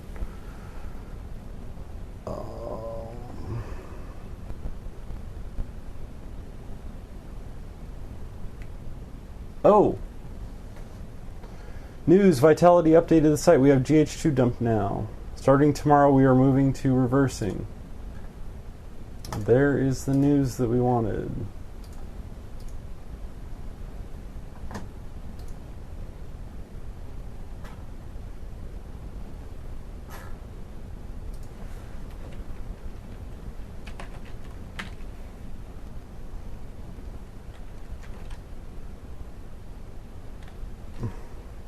I'm just going to post yay.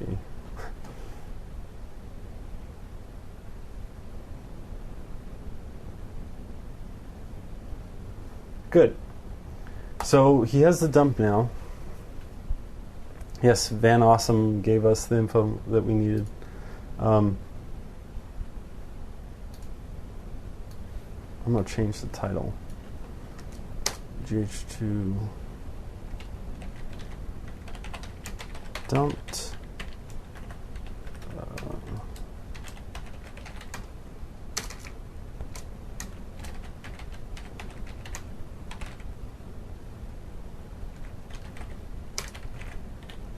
I can't make the title that long. I'll just undo changes.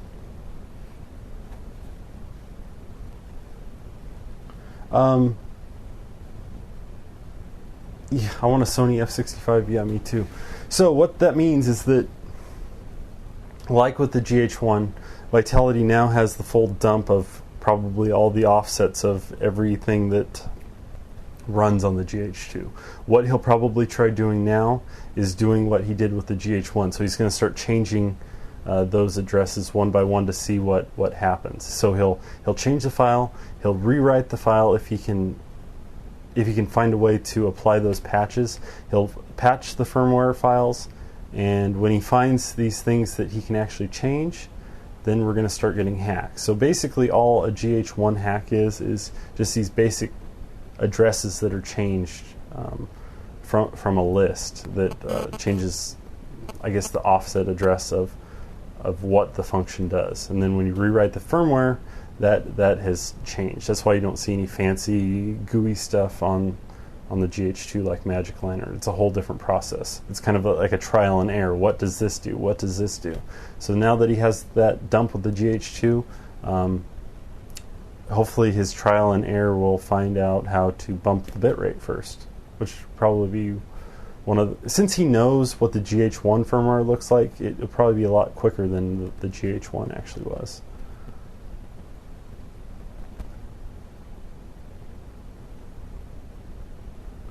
Does that mean that a 1080p 60 hack is more likely? I don't know. Again, don't expect anything that's available in the camera now. Don't expect like a whole new mode. But if there is a whole new mode, it's going to take over the function of something else in the camera. Like with the Hack GH1, when you can apply different patches and different things to the different bitrate functions on the camera, so you can change the bitrate for the super low quality modes, and you can actually bump those to higher modes. Stuff like that, you might be able to fit in a 1080p 60 mode. The only thing that I would hope for is like another slow motion mode. Not a real-time 1080p 60, but a slow motion mode, because it is capable of doing that, seeing as the AF100 is capable of doing that.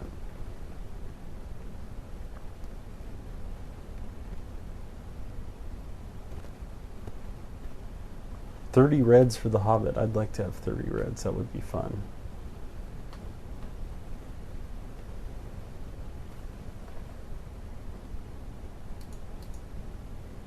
Yeah, so again, if I missed the question, an anamorphic lens just stretches out horizontally. Vertically, the aspect ratio stays the same. So it's a wide-angle lens that's only wide in one direction. So I can do this, and it does the same. Now it's wide only vertically. Now we're really freaking out. Same thing, just wide only vertically. That's why it has to sit perfectly level like that, I think. You can check that. Well, the LA7200 is the only one that has a cap that goes on that lets you look at lines, but you can also just flare in the lens and see if the lines are straight. See, the lines aren't perfectly straight horizontally, so we adjust that. No, it doesn't seem to be. there, right there.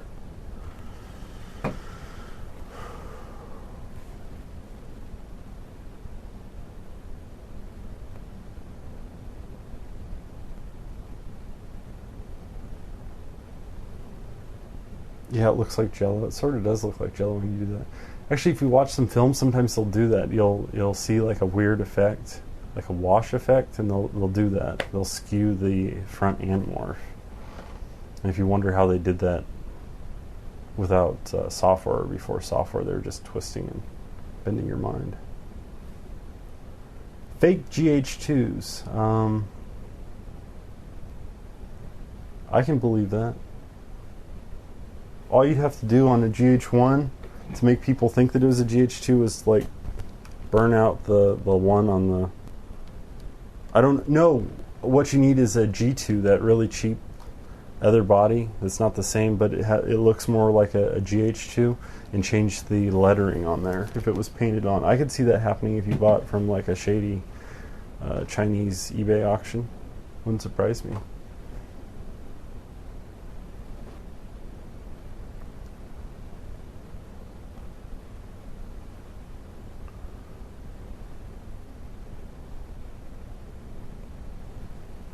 I want to play with an Epic.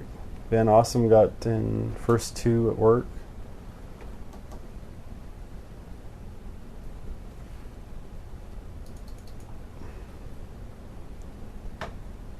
James Cameron purchased 50 Epics. He probably did that because all the... Well, I don't know what his next film... Is it Avatar 2? Anyway, it's probably going to become the best choice for 3D since it's such a small body, and whatever they use side by side or beam splitter. I think most of the time they use it like a beam splitter device, and that'll probably be the standard camera for shooting 3D.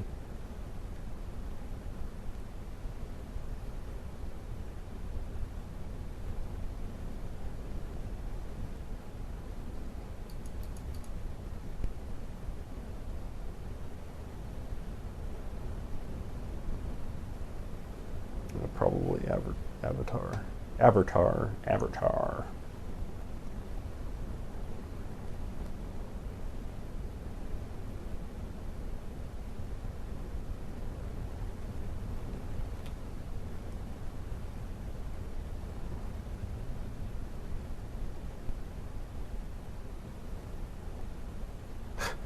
I cried so hard when Leonardo blah blah died. That's when James Cameron started to go wacky. Was it True Lies and then Titanic? I don't remember. I just wish I could get another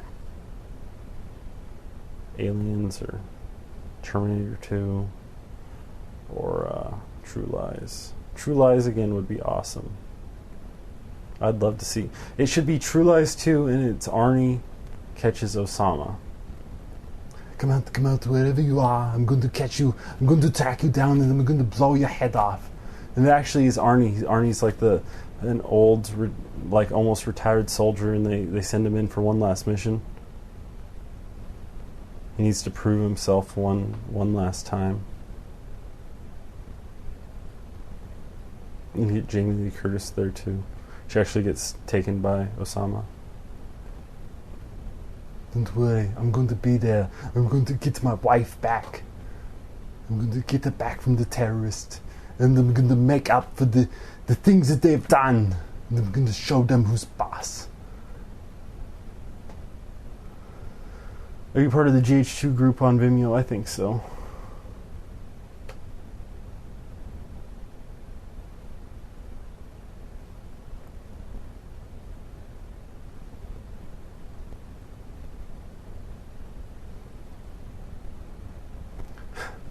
I read an interview with Cameron where he said he was singing the praises of the 5D. It was because he was going to use boy, I can't speak tonight. Yeah, if everyone on the crew used the 5D, I guess that would be interesting. Maybe we'll do something with it. I don't know. Maybe he saw it projected and thought otherwise. Maybe on a small screen he saw it projected instead of a large screen. I guess it doesn't really matter. I mean, a lot of films were shot on a Vericam, and in terms of resolution, the 5D matches pretty much the Vericam. So, like on most cinema screens don't show above 1K resolution anyway, so and you can fix a lot of issues in post. But yeah, the editor dealing with that would have a true nightmare.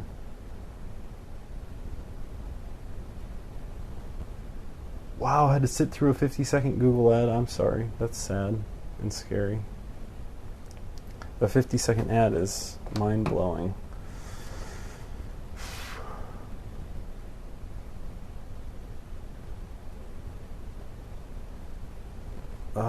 Don't take this the wrong way. Eyepatcher's twin sister is very cute and seems very nice.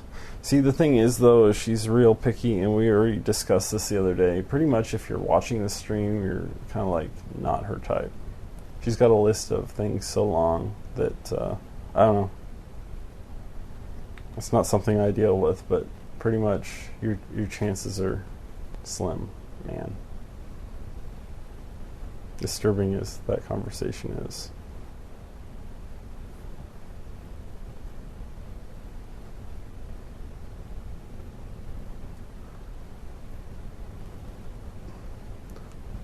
I knew it. You killed Osama in the Matrix with thoughts and cool glasses.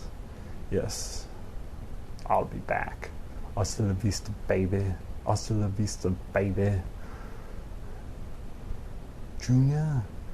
It wasn't me, it was my son Junior. My daughter Junior. Junior was sent from the future to go back in time to kill Osama bin Laden. To kill Osama.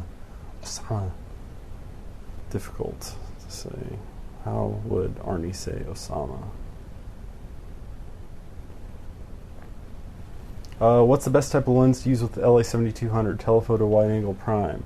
The best prime lens is probably the 20mm, the f1.7 20mm prime on the GH2. On the GH2, you don't want to go any longer than 25 without lots of diopter uses. If you're on a 7D, that changes a bit. You can go a little bit longer. You could probably go to like 30mm, up to 30mm with the LA7200, but I wouldn't really go past that. Otherwise, you're going to have to deal with blurring on the sides. The more telephoto you get with and it depends on the lens used as well. The depth of the lens and how wide it opens changes the lens. So, to put it in basic terms, the longer the lens is, the more stop down you need to be to get a usable picture out of the LA7200. Who is your daddy and what does he do? Who is your daddy and what does he do? I'm a copy with it. I'm Detective John Kimball. I'm a copy with it. Detective John Kimball. That's off. Get to the chopper.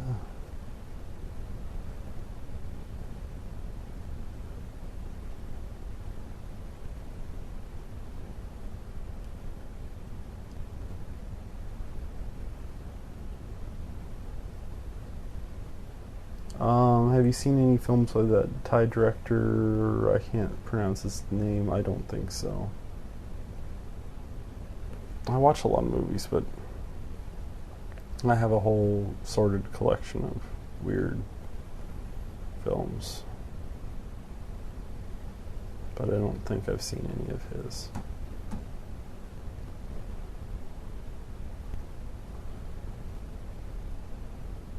In post-production, would you suggest LA7200 with the 14mm? 14mm is the widest you can go. Now, with the 14140, you can use it, but you see the edges of the side. Now, with the 14mm prime, I haven't tried it, but apparently it works better. And that's because the lens isn't quite as long, and so the distance out to the sides is different. So apparently you can use it with the 14mm prime. I haven't tried that, but it should actually work better. But you're going to get a lot of distortion across the side, which is kind of cool. Some people like that. I sort of like barrel distortion. if used in the right shot. I'm like a big, what's his name? Leon the Professional guy. Luc Besson. He uses that a lot. Nikita, Leon. I don't know if Leon was shot with Lomos, but whatever it was shot with, it still stands up today as like incredible cinematography.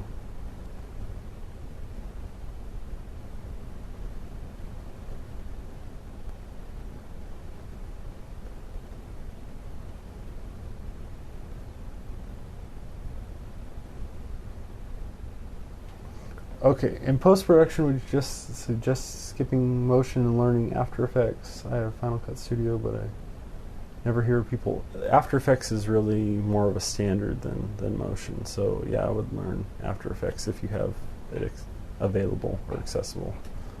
It's used a lot in a lot of different jobs and a lot of different fields for a lot of different types of work.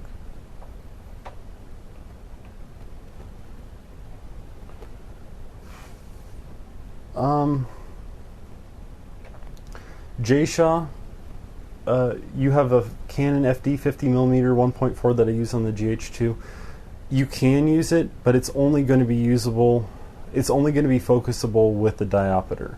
So if you check out, I have got one of my videos in my list. No, it might be on my second channel. But if with a +1 diopter, I think the focus distance is somewhere like 6 feet away. When it's opened all the way up, there's one spot where it works, and you can't use it in any other location. If you had a 0.5 diopter or find one somehow, you'd be able to focus different. When you're at 50 millimeters, to get a good image, you can get an image out of it, but to get a good image out of it, you need to focus only with the diopter.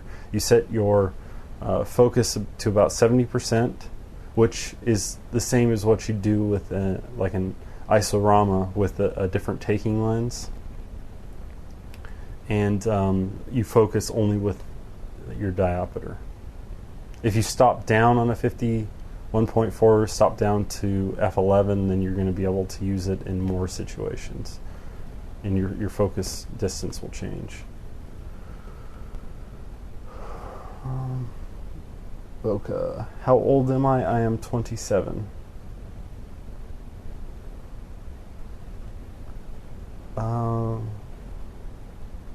Between the 14 prime and the 7 to 14, I would probably get the 7 to 14 first, but I don't know. The 14 prime is enticing. It's at 2.5.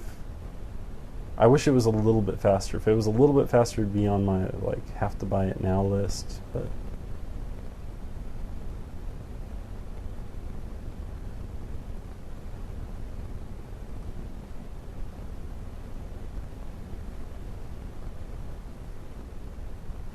I'm thinking about going to the AI Institute for art school.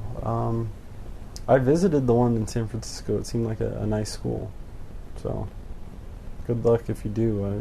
Check out the school first and see if it's your type of place and environment. And pricing too, whether or not you can get any type of scholarships, or if you've got parents that fund it, then I guess you don't have to worry about that.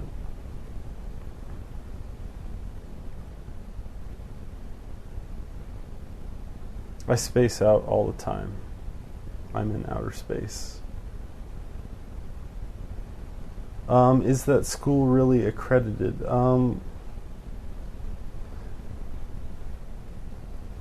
If you're going for the purpose of a lot of different, do you really need a full accredited bachelor's degree if you're going to, I think it is, but I mean, it really depends on the quality of what you're going to learn there and the connections you're going to make to be able to get a job. I'd worry about that more, unless you're on unless you're worried about going and getting a master's degree somewhere after that. I probably wouldn't worry about it. It's not going to affect getting a job.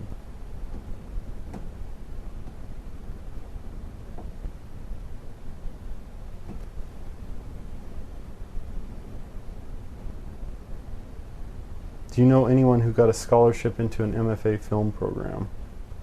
No. No, I don't. I've only known a couple of people that have gone personally, but yeah, Final Cut Pro X, the next iMovie. Apple really wanted to get out of the Final Cut Pro business anyway. I think that's what you see with Final Cut Pro X. They didn't just end the product. They kind of continued, and they're gonna merge it with more of an iMovie type of, make it so that everyone can use it. I don't think Apple wants to be in the high-end video editing software market anymore. Thanks for killing Shake again. Really makes me happy. Makes my day, every single day, better. Killing Shake. Buy it and then kill it.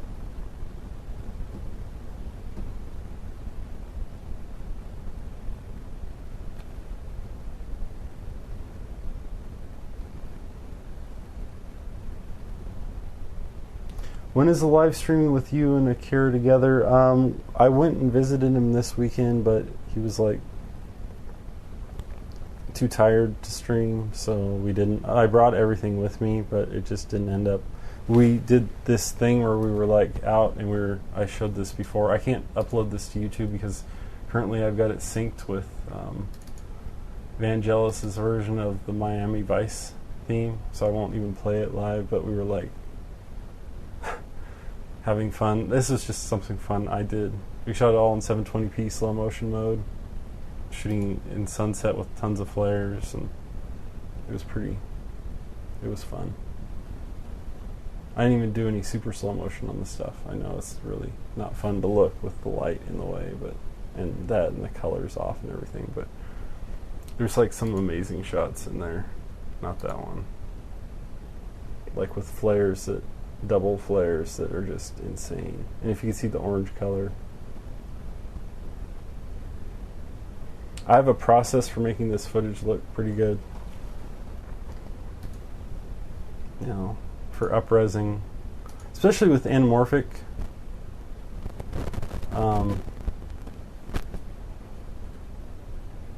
Is there magic lantern for the 60D? No. Mark, let's make DIY sliders and jibs. Owen, Sony Vegas 10 all day. Yeah. I want to make No, I'm going to buy one of those sliders that's electronically controlled. The reason for that way if I need to film with myself, then I have a slider that's electronically controlled and I can composite two of me together. If I need to use a slider, Akira has a Kessler crane. For a jib, though, yeah, I might be interested in building like a DIY jib. Or a full dolly. It depends on if there's a good enough plan that would actually be useful. Actually, what would be more useful to me is one of those hexacopters that have a GPS built in. I think they're expensive, though. Get one of those kits and then fly one that can hover on its own. That way I could get shots that I couldn't get with any little crane or not. They're pretty steady too, and you don't have to learn to fly them the same way.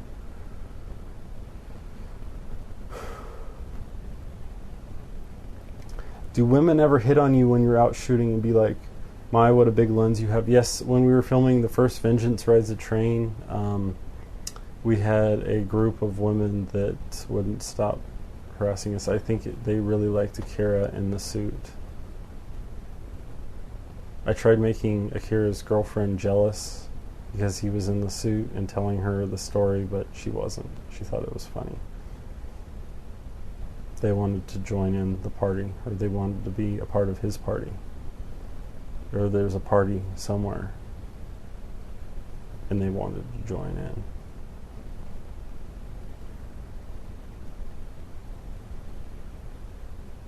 Can I send you a D7000 video one? Yes, you can.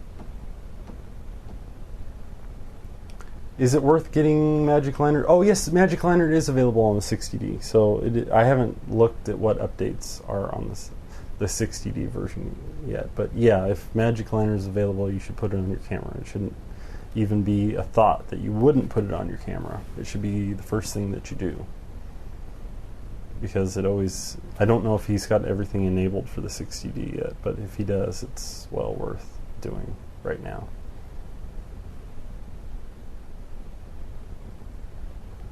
Yeah, the videos of GH2s on those hexacopters on Vimeo, I looked at them like a year ago.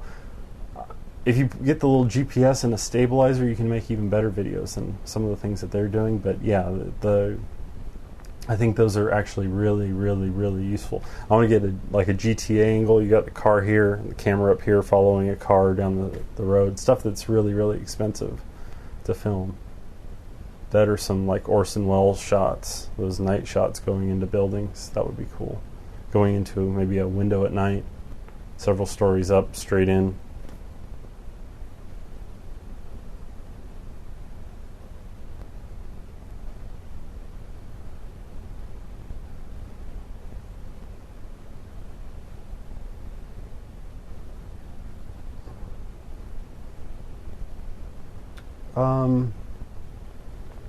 What slider do you recommend? The Kessler crane is well built. Problem is if you don't use two tripods out, if you use a tripod in the middle, you get vibrations out at the end, which is really, really, really annoying. So you need to steady it with two tripods at least if you're shooting up high. Down low, it may not make much of a difference. We were shooting like with just a 5D on the Kessler, and it did that. I think there's even been an upgrade to it. I can't think of the new motion one. I want to test one of those electronic ones first. I think there's an $800 one that I'm trying to remember the website, and there's a $2,000 one. I personally want the $800 one because it's like 7 feet long, and it's computer controlled, basically for still pictures along the route, and it was built for Panasonic cameras, Panasonic shutter control as well. Something that can do repeatable moves, like I forget the name of it. They have dollies that you can rent that do the same thing, but if you can get those kind of moves out of a slider, that's most useful to me. It seems like sliders in general like to have spots where they sort of grab as well. I'm not sure that a Kessler, and you can obviously tell I haven't been sponsored by Kessler. I don't have my own Kessler, but I don't think they're a whole lot better than the DIY ones that you build anyway. It's not a whole lot more expensive to have them build it for you either, but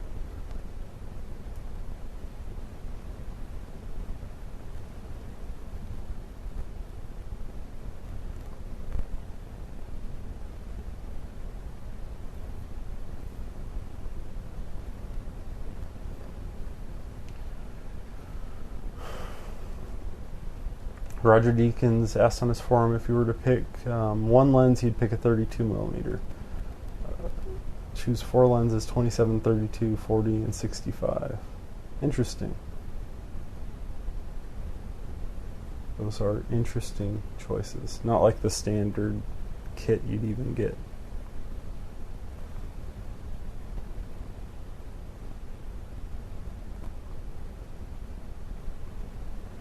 Is Tonio Del Colle still alive? If he were, I would ask him what Leone chose on his films. Well, at least Good, the Bad, and the Ugly. That would make a difference to me. That is someone who's really great at shooting anamorphic.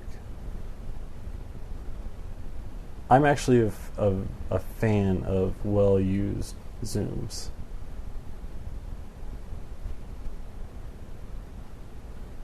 Even though they're taboo, but a well-used zoom can be done really, really well. It can be done very, very poorly, but it can also be done very, very well.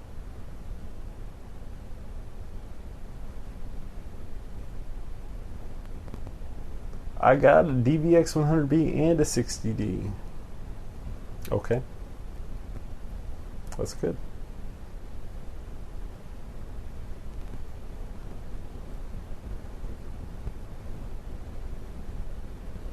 Nasty Cop 420 GoPro on an RC plane and flies like 10 miles away. That would be pretty cool. Imagine a lot of vibration. If you got rid of that, that'd be 10 miles away is pretty amazing. No matter what, though.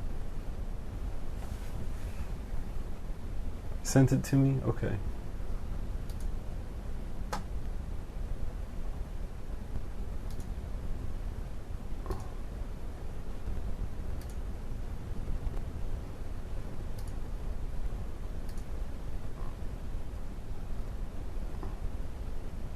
they just look at a frame. I don't want to... Yeah, I did see that.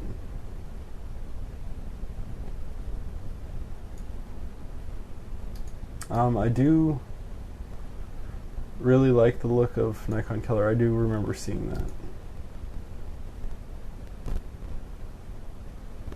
I want to see something I really don't like, though. Actually, I probably shouldn't show frames of it. And if you go to the frame where the van comes up and that hit to overexposure, actually I'll show it real quick. If you get to that frame there of the van, when you watch that, the way that it bounces to overexposure there, the first thing that pop into your mind is video. I know it shot at high ISO and stuff, but that just shows the huge the huge drop of dynamic range once you get to that point. So, I mean, when you're further down in ISO value, you don't have to worry about that. But something like that, a hit to overexposure like that is going to stick out. If it doesn't now, it's going to stick out really bad in a few years as cameras get better.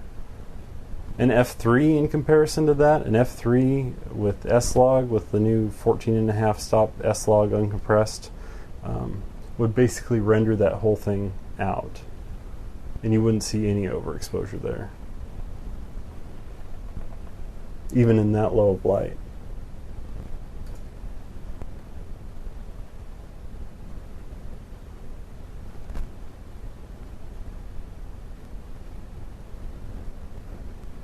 The computer controlled, I don't know where I have it. I need to look. Let's see if I've got it in my list of stuff.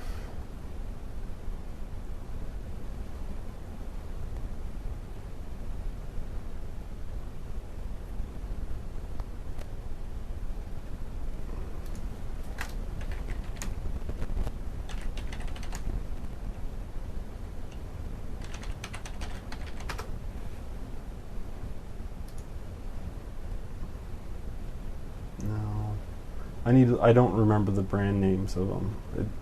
I don't have them available to look up right this second.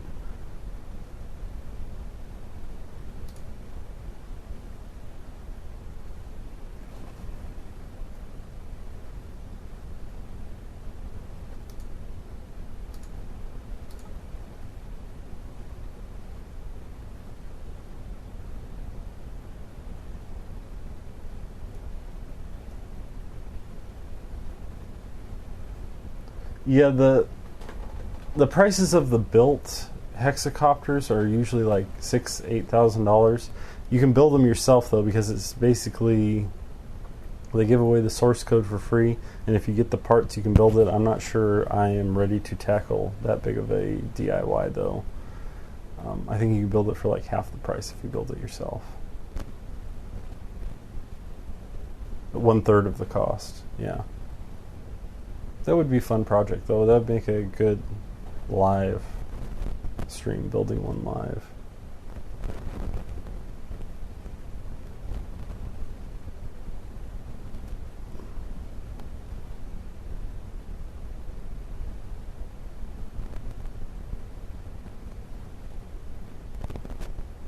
Buffett Bobcat, the Color Paul's birthday is May 5th. He will be 14.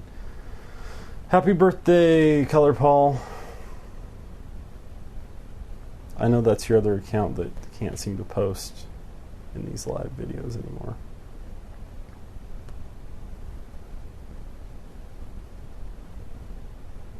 My brother is an engineer and a part of those copters. Well, then that's a good person to know.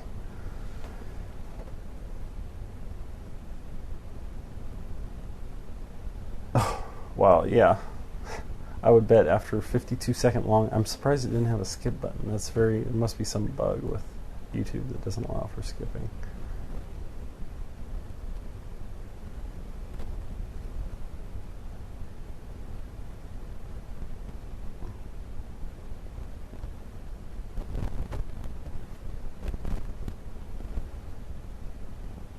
Someone's going to get punched in the jeans, as the Lonely Island would say. Throw a haymaker.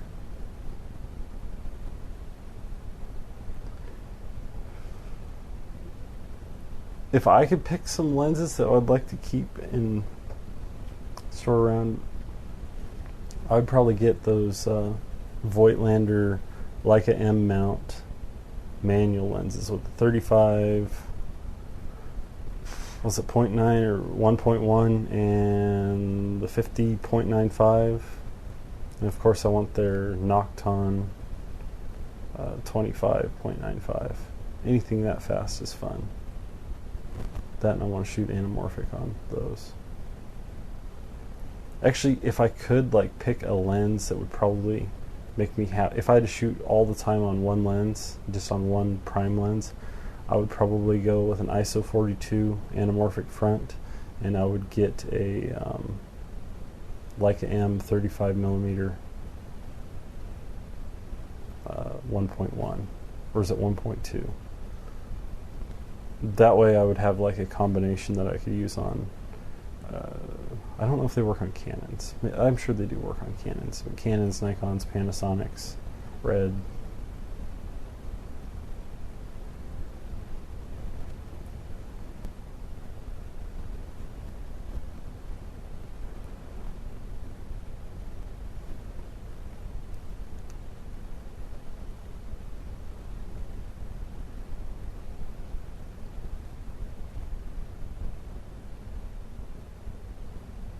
Do I have the Panasonic 714? No, I don't personally have that lens. It's a cool lens, I haven't needed it for a project yet.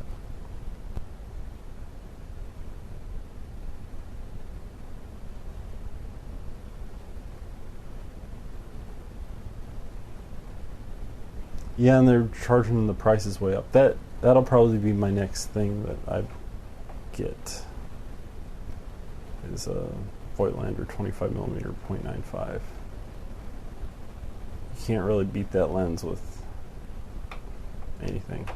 It's better than, it has the same optical qualities as any of the CP2s, the Zeiss CP2s, but it's a lot faster. But absolutely, it actually defeats the Zeiss lenses in a lot of ways, and it's fully manual. I really, really, really like that lens.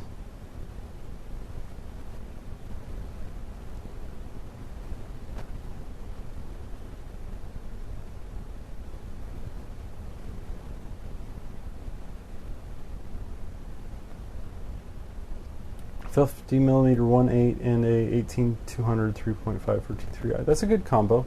That's definitely a good starting combo.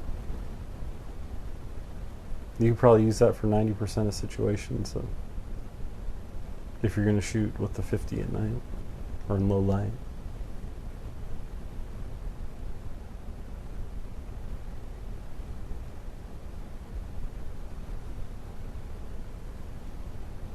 Last time we did this stream, we had Sexy Phil in here.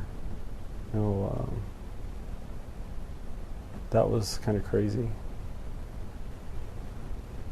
That kind of made me lose my train of thought. You have to remember, Sexy Phil is the guy that made YouTube partner. He was like one of the first YouTube partners and one of the first really huge people on YouTube. I mean, he is massive. I'm a tiny speck on the internet in comparison to Sexy Phil. Philip DeFranco.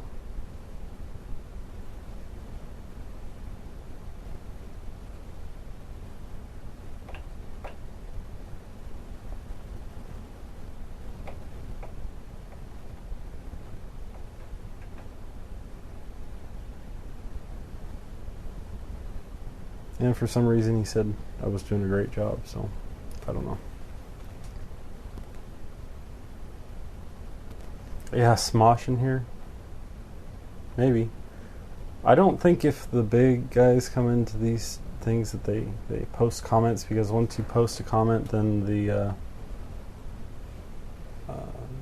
conversation all becomes about them. I'm not sure that they want to derail the train. That, or they use the second account. I don't know. I don't know if anyone... Anyway, it was cool.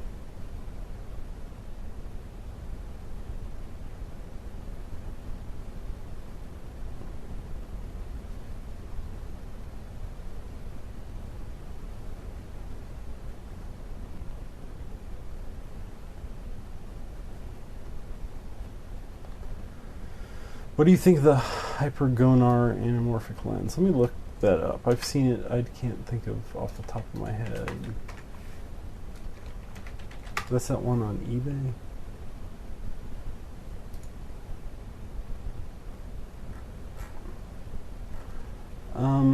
It's a 2x aspect ratio, so it's really wide when used with the 16:9 sensor.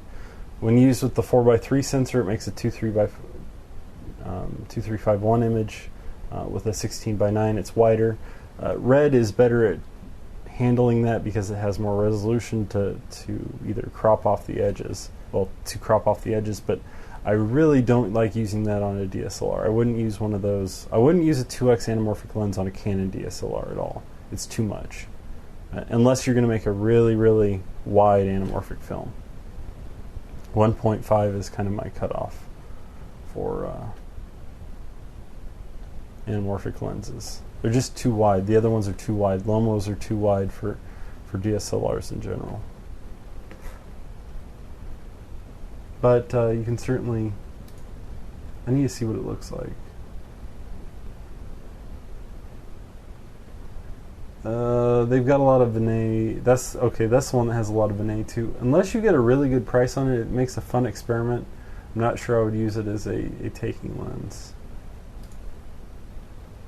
You might be better off with that front filter thing that someone linked to me before. In fact, that guy, that company, subscribed to this channel.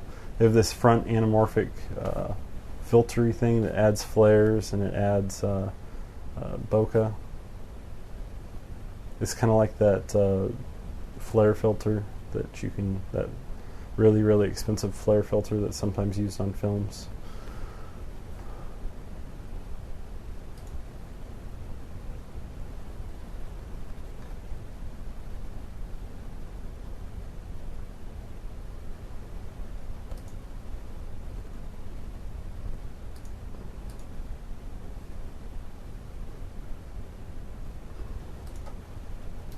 It's certainly worth something to play with, but I'd be... Can you view a list of everyone that's watching you right now? Not... I can see a little thing that shows current viewers, but I can't see who all is watching, unfortunately.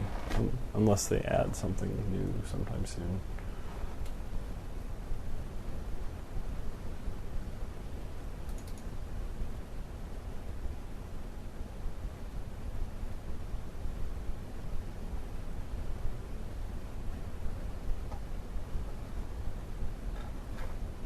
There's a lot of comments so far today. Sometimes I think the comment thing gets broken too, and then I keep bumping the camera.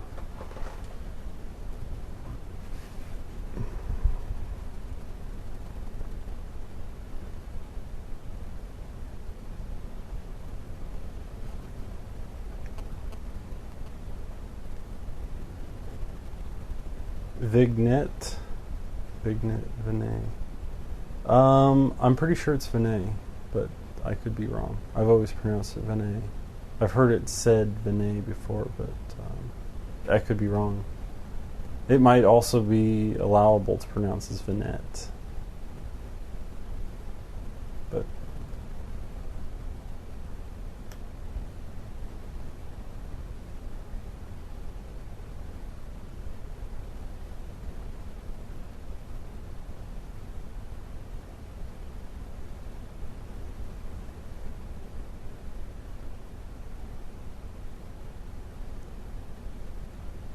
what variable lens from 1.5 to 2x? I don't think there's a I don't think there's a lens that has a variation in that.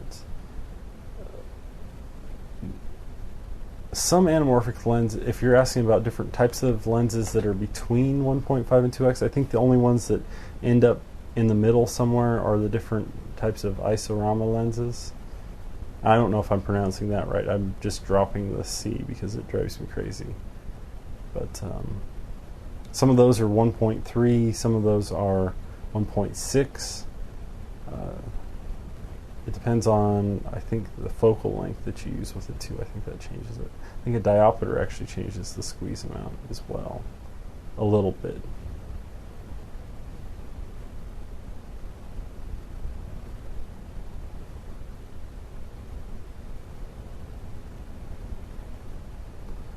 What films have been shot with a fisheye? I don't know. I think you might be able to do a search on IMDb to find out.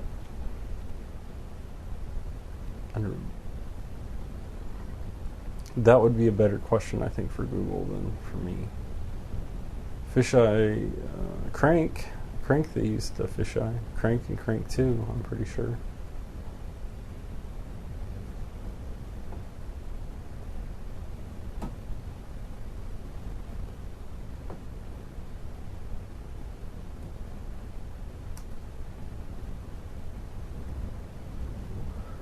Oh, I forgot to watch that 30-minute Beastie Boy thing. That's going to be like the first thing I do as soon as I get off live.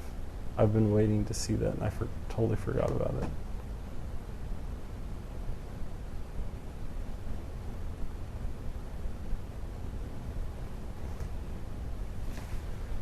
Panavision Panatar.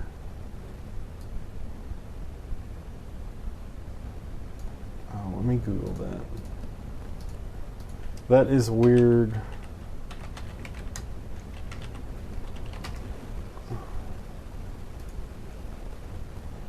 Variable anamorphic. That is a weird lens. Isn't a 16mm lens though? So it's not going to be probably.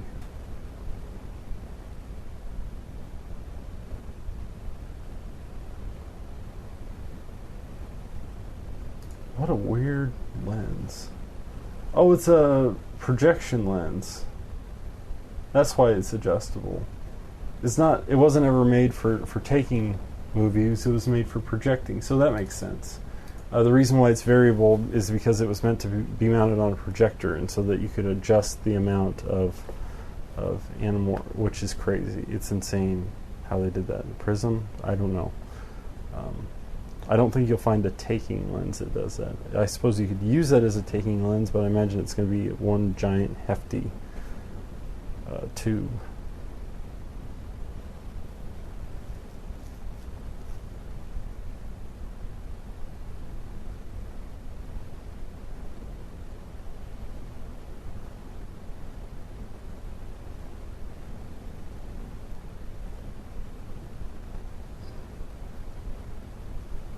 Everybody's talking about.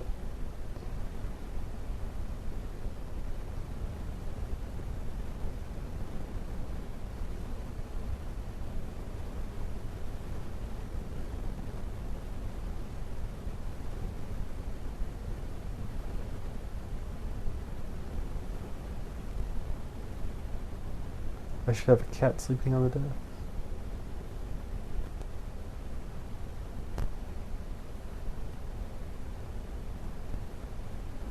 I should just have a broadcast of puppies, like have a box of puppies, and then put the camera in the box of puppies, and then people just tune in to watch the box of puppies.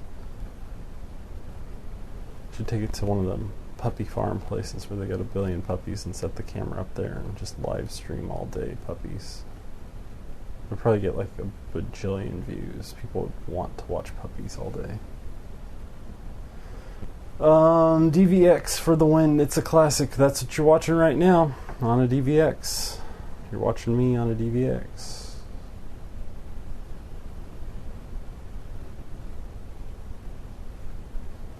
That animal thing doesn't work. I don't know. No one's done the animal thing live. It sounds like a lot less work to just put a camera on puppies. Maybe not.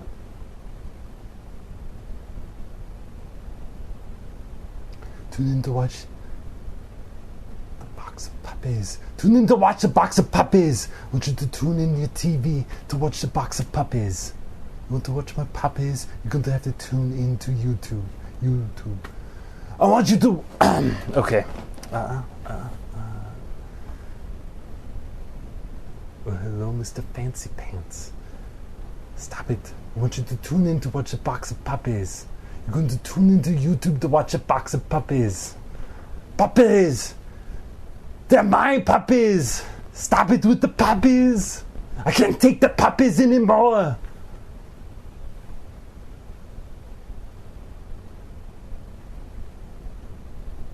Silent Light, I have not seen that.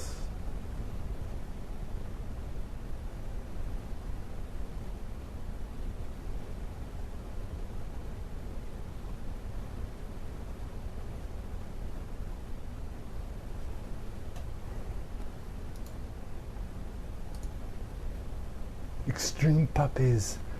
Sundays. That does not work. Extreme. Maybe Duke Nukem.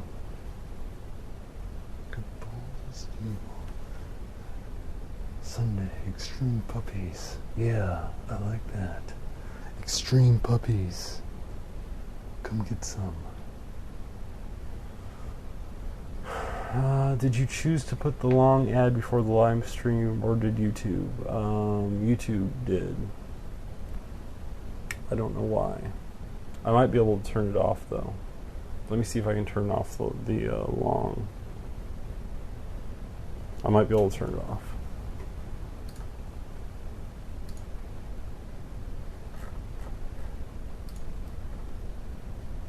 Oh, this might work.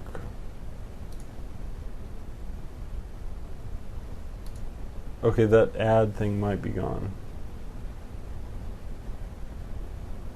I don't know. The long ad might be gone. I don't know whether or not that fixed it. I don't know if there's some bug. Usually there isn't a long ad on the thing. Where is the thing?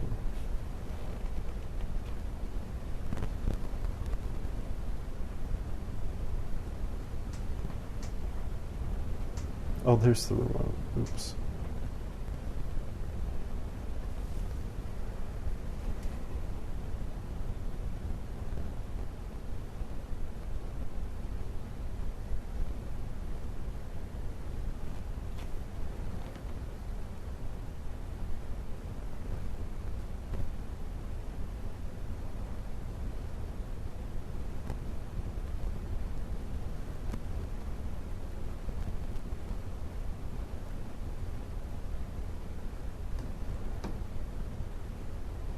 Uh-oh.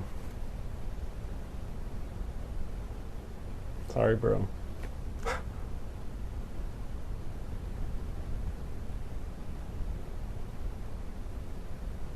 That's cool. More subscribers, the better.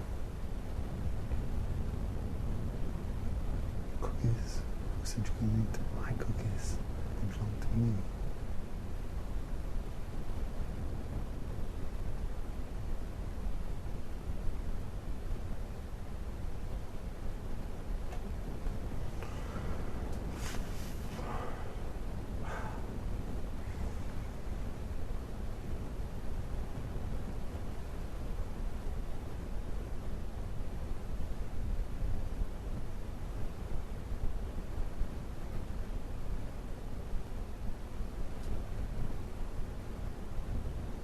The only person that really probably needs to make money during this is poor Vitality and his GH2. I wonder if he hasn't updated anything else. Vitality's added a thing on the FS100.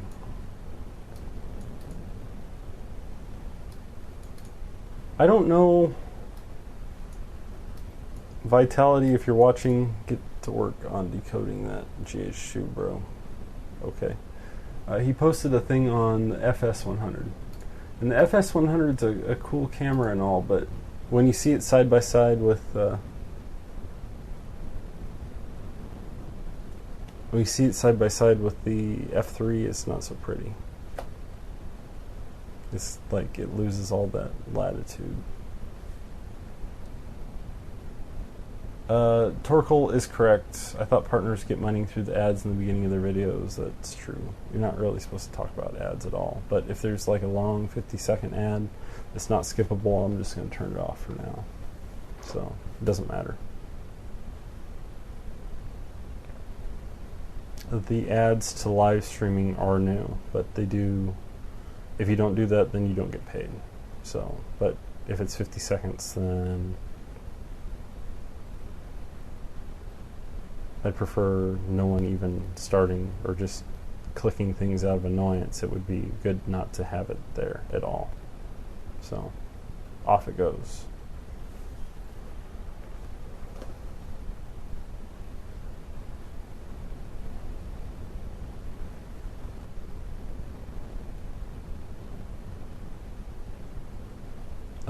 Can GH2 do time lapse like one picture automatically forever? I'm not sure about the. I think it does time lapse. I don't use time lapse on the thing.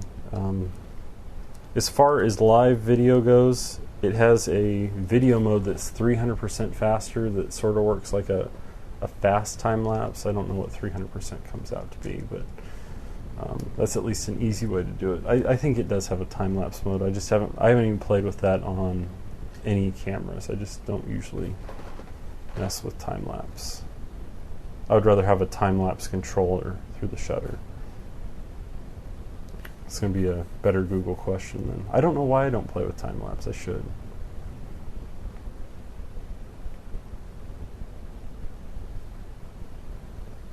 Yeah, see, no, we don't need anybody watching the ad 5 times over. That's a major, major problem. And some kind of bug. The whole live thing is in beta anyway, so better to turn off buggy things like that. The ad on the beginning should be no longer than like 10 seconds with a skip thing. If it's 50 seconds, then there's a major problem.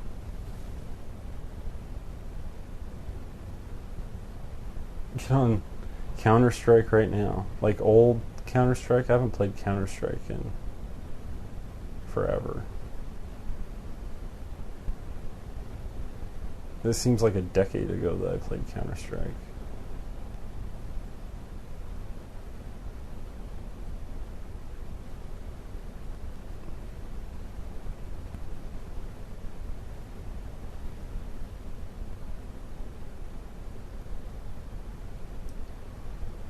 Good night, AR4216, if you already left. But yeah, YouTube people do make money from ads, and it's something that's one of the reasons why it should be live streaming anyway. But anyway, YouTube gets all freaky when you talk about money. You don't talk about the money or the ads, so.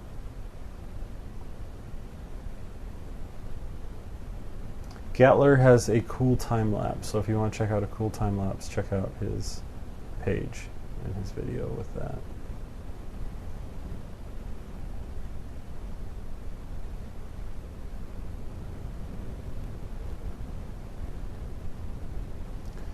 Night, Van. Awesome. Fun having you. Some good questions. Thank you.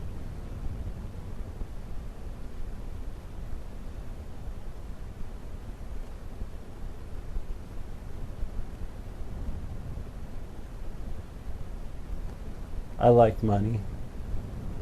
That's like the line from Idiocracy. I just waited through a minute Google ad.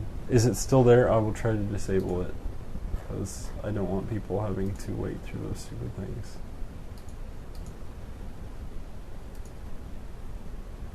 Let me see if that fixed it. That might fix it.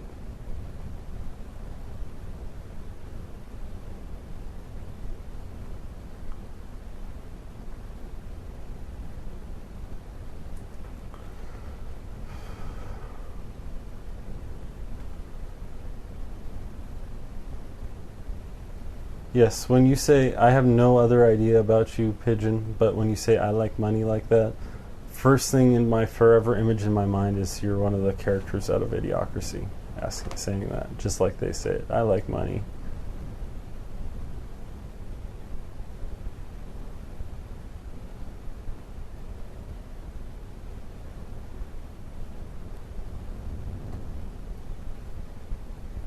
Thoughts on the D5100? I still don't think it got manual control. I don't think it's ever getting manual control. I'll check and see if there's an update, but I'm sure it doesn't.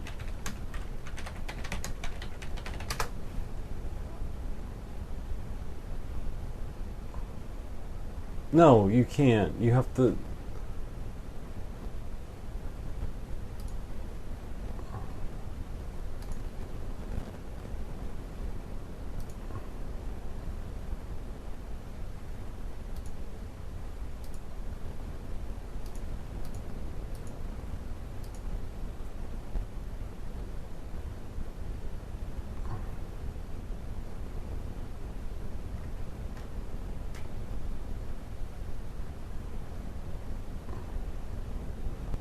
You have to use aperture priority. Well, let me...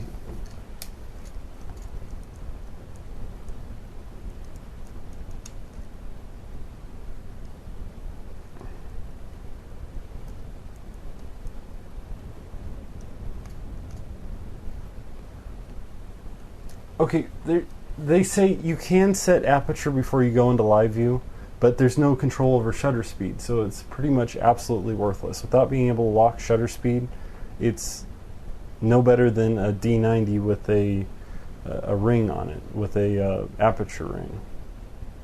I mean, that's, if you can't set shutter speed at all, it's pointless. So no, you can set aperture before you go into...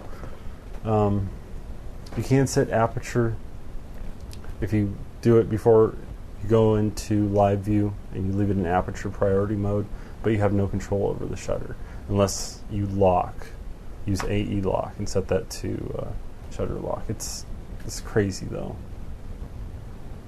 Absolutely a horrible choice for video with that type of control.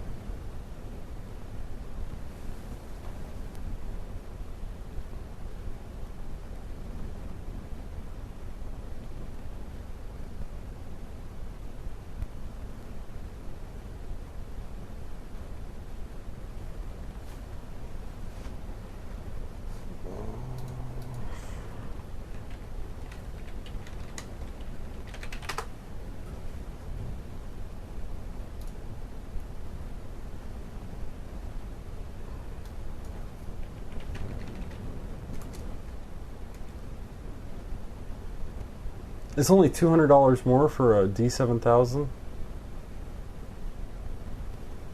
I'll just get the D7000. I mean, if $200 is tiny, tiny, tiny when you're spending that much anyway. Well, I guess at $900 versus $1,100 or $1,200.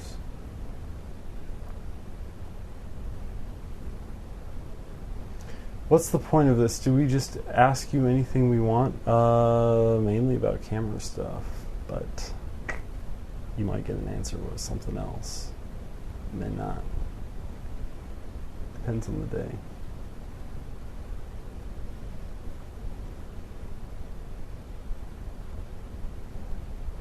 Pentax KX is the best $400 I ever spent. I guess if you're choosing between things that don't have control over video modes, then I probably... Pentax KX for $400 is a great choice then. I know, $399 you can get a GH1 though.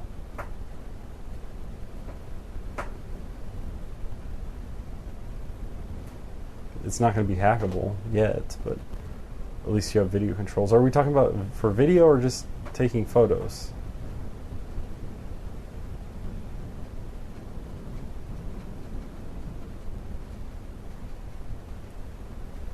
Yeah, the DVX is plugged in, so it's best sitting right where it is. And it's on a tight cable. I'm going to sleep at 1. Okay.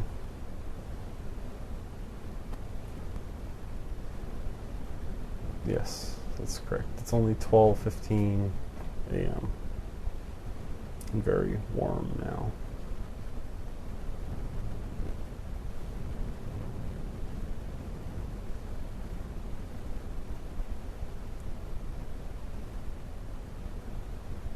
D90 does take great pictures though, I can attest to that.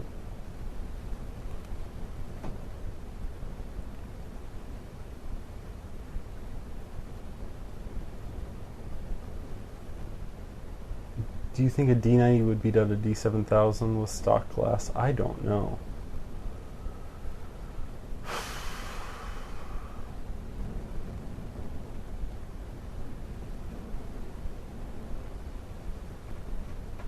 I don't know the difference in the sensors. They're probably really close, if not. A better thing would be to look at the isomark test between the two to see how close they are.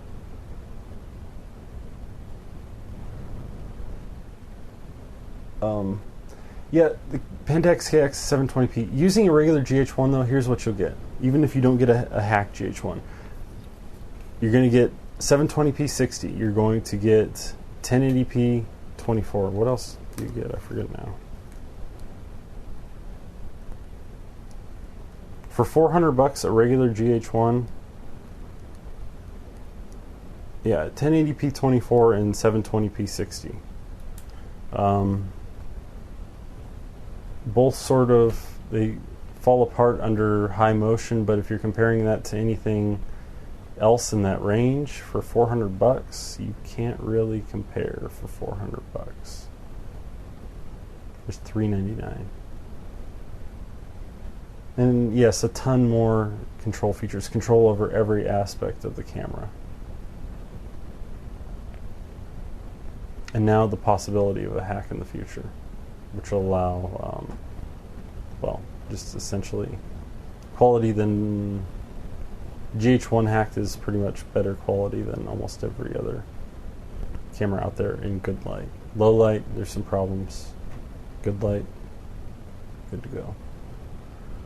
Does the GH1 have moire? No, the GH1 never had moire. It has a little bit of aliasing. It's close to the GH2. What the GH1 has, unhacked, is that it has mud from the motion falling apart. And that's because the bit rate wasn't high enough to handle all the motion. So in still scenes it's fine, but in motion you'll get this muddy type effect.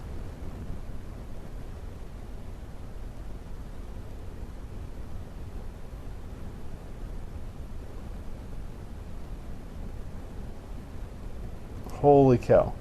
When did the myth of unicorns first begin? I'm not a wizard, so I can't answer that, but Google probably can. Some mythology thing. When will PSN be back? It's supposed to be back this week. And who hacked it? Someone who had access to GeoHot's hack, and they used the same encryption probably on that for the authentication servers to PSN. So I don't think they'll probably be found, but you never know. Sony might get lucky and find them. Do I believe in 2012? No. What camera would you use for simple yet good YouTube video? You know what? I don't. What? GH1 is $399. What else can you get that's cheap? T2i is $500. So either one of those. I don't know how much T2i is.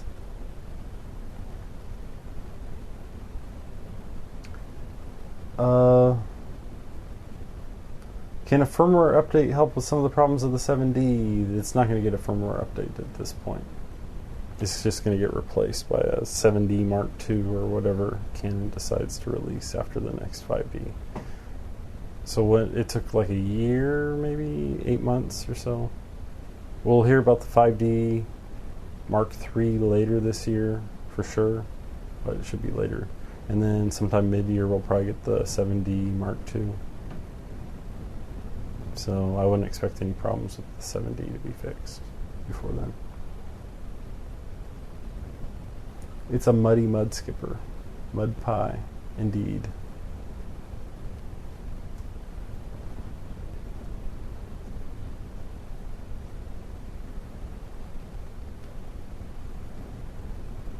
Yeah, Canon's naming system is very weird.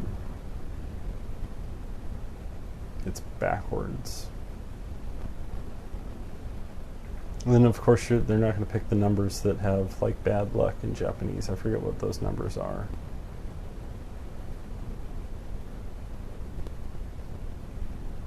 It is kind of like 2011, having lucky numbers and such. Seems kind of old hat.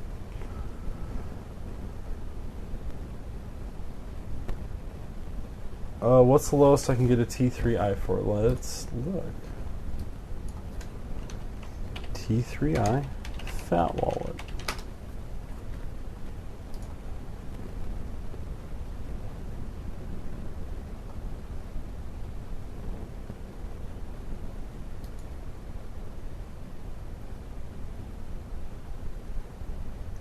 I'm going to search for the newest thing. It looks like with a lens, with the cheapo lens, $779 shipped. I'm going to check T2i.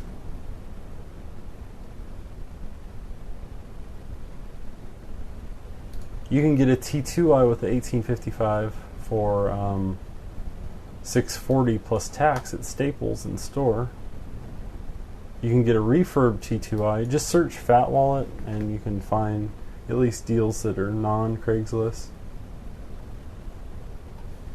I don't buy things on Craigslist usually because I'm worried about getting raped. True story.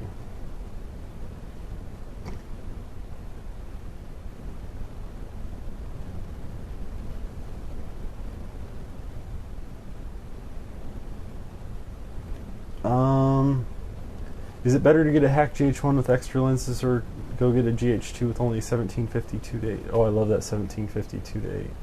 It's 2 to 8 to 4, but that lens is a super high-end Leica that I do not own, that I would like to own. I'd go with the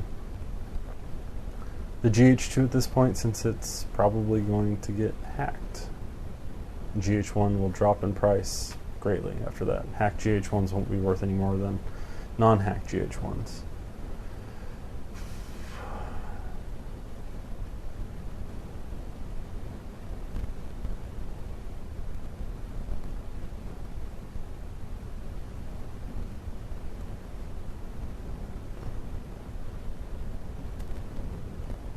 $18 to $55 is a horrible lens, only if you take horrible pictures with it. I have taken pictures with the 18 to 55 that's been in a big BMW magazine, honestly. In fact, some pictures I took with 1855 was just shown at like BMW headquarters to like BMW executives as a part of this thing showing about like owners. So don't downplay everything that you get with the 18 to 55. 18 to 55 stop down is actually sharp, even though it's a horrible piece of garbage lens. Where is that lens? I have it around here somewhere. No, I don't. I have it around here somewhere. That horrible, cheap lens, you can actually get good results out of.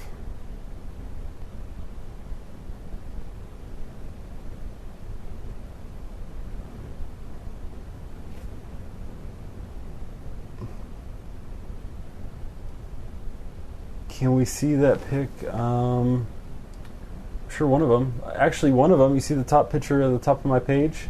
That was a part of that thing that I had sent them. Part of the bigger version of that was a part of this video thing that was sent in. That was shot with a T2i and a 18-55. I've got more on some other. I don't know what my Flickr thing is. Can we see it in the BMW magazine? That I do not have within close range of me either. But it is in there.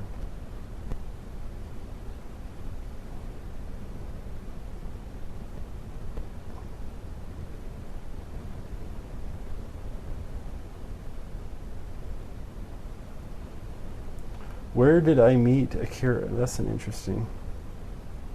What is my Flickr? I don't know if I have it on Flickr or not. I met Akira at a community college before I went to film school. In Weed, California is where I met Akira in 2001.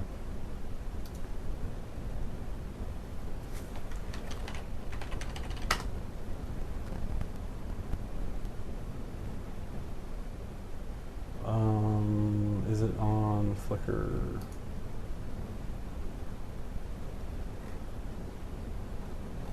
I have some horrible pictures on Flickr. Do I still have any of the good ones on Flickr?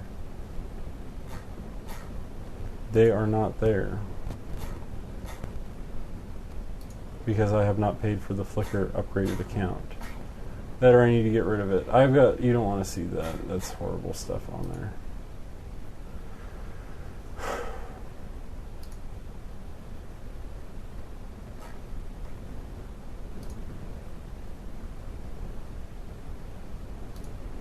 Here's one of the pictures that I took.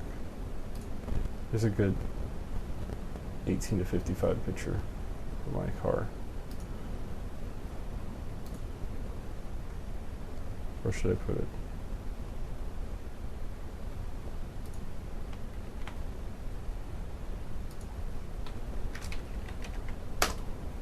I can't post links in there.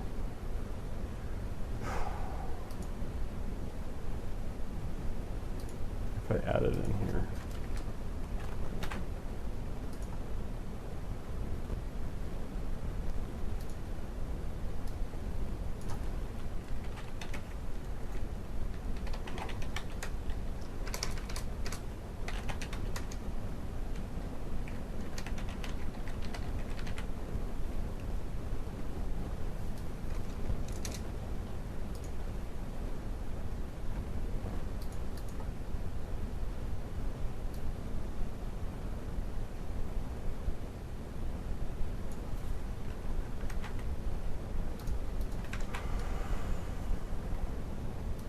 Yeah, I updated it in the major thing. That's a great picture, even though I'm looking at these through my sunglasses. Better than my pictures. With your D60. I got some hack GH1 pictures in there too that were cool. You want to see those hacked GH1 pictures that are in my Flickr? Are like straight right after I hacked it. I don't have the video of that anymore. It's still... Those are straight out of the camera. Except for the sunset one. I don't mess around with my Flickr too much.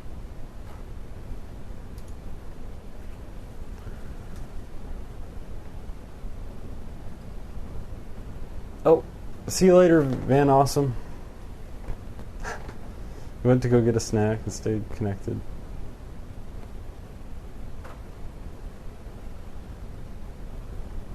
Is this live like Ustream? Yes, it is live like Ustream. Live and very warm from the heat. I need powder now.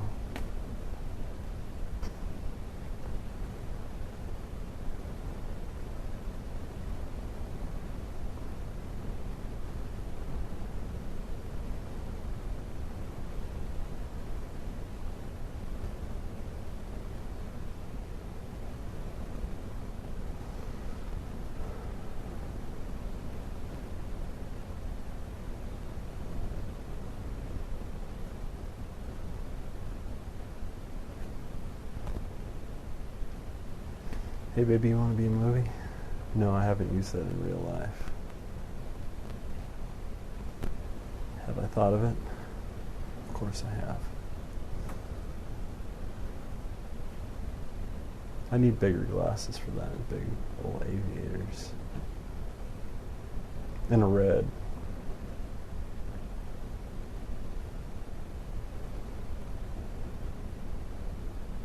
Now I'm watching myself say that and I'm really grossed out.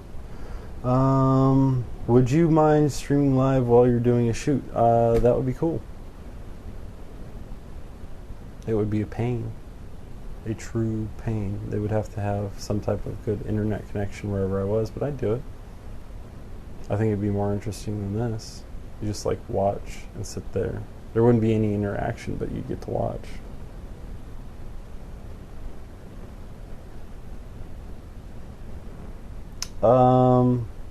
4G hotspots, yeah, but what's the upload speed on those 4G hotspots? Can they do 1 meg up continuously without crashing? I sort of doubt it.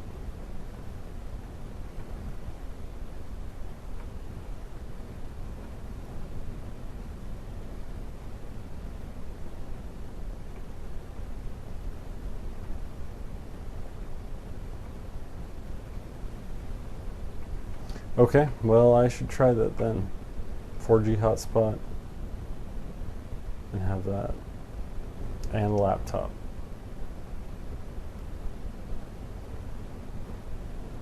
Well, if you get 1 megabit with a 4G clear hotspot, then that would work.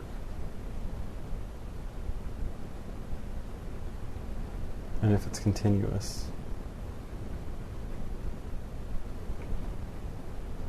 I'm actually going to try with one of those Verizon MiFis. Is it MiFi or Wi-Fi? Where I'm going tomorrow and see if we can live stream. I doubt it'll work, but we're going to try.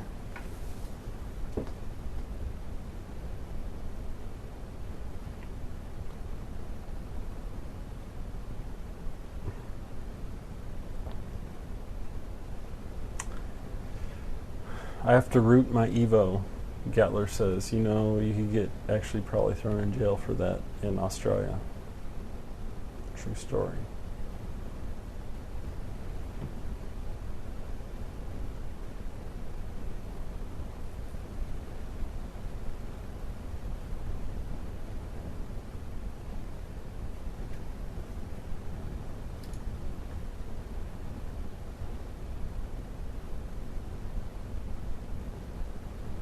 Yeah, you do need really 700. It bounces all over the place.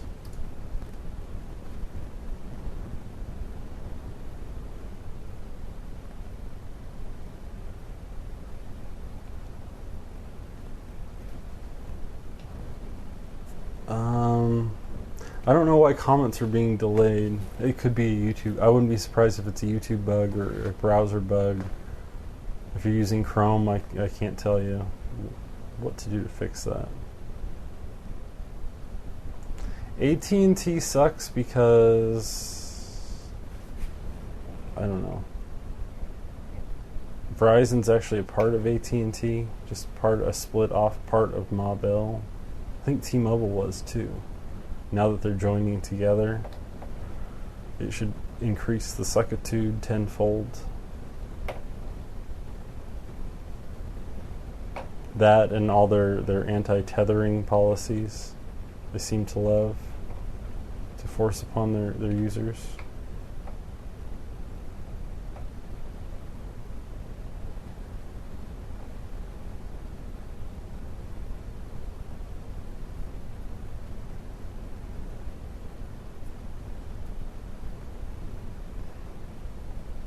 I don't know if mine are delayed or not because I'm 7 seconds in the past for you.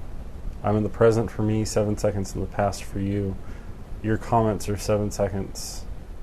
Your comments are in the present, even if delayed, but are 7 seconds in the past for me.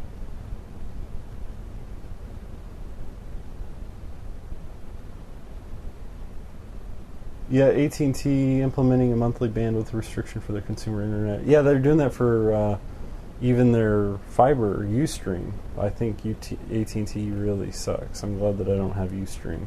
Now, I have Comcast, which sucks equally. 1 month I got... Comcast didn't have my right phone number when I signed up, and I transferred 2 terabytes in a few days, and they tried calling, and then they just turned off my account. They told me don't do that again. But when you're transferring big files back and forth, what can you do?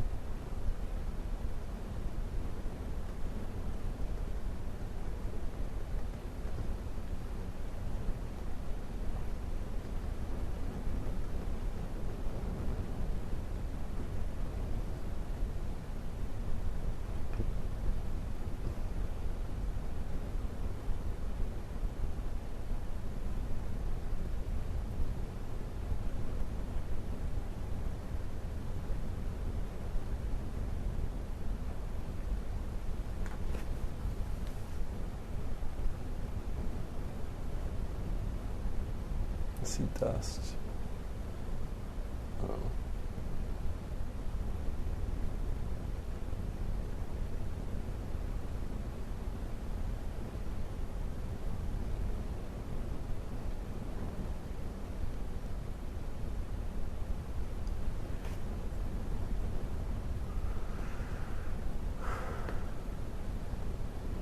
She's working up peak capacity.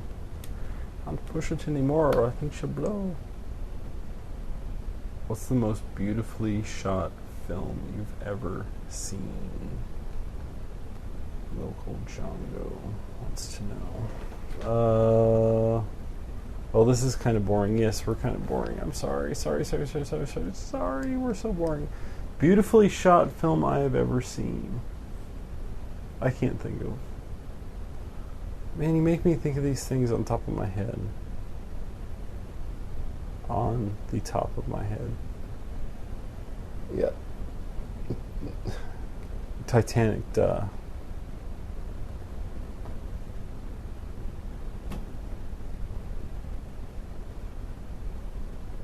Man, I haven't even started a rating system in my head for beautifully shot films. The most amazing for the time was Citizen Kane. I would say that. It's not the most amazingly shot film, but things that they did at the time were amazing. If you watch that now and figure how they did that. There's a lot of old stuff that you wonder how they did, and I don't think they could even match again today. That stuff's kind of interesting in a technical way. Otherwise, I don't know. "4 Hours of Me." Once Upon a Time in the West would be was the thing that first popped into my head, but I didn't want to say it because I seem to always go Leone-ish.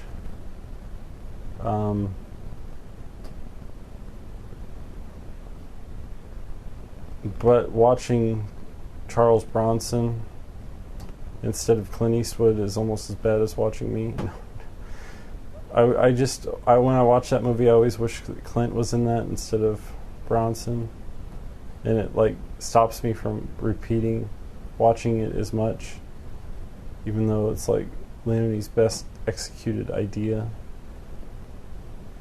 for shots.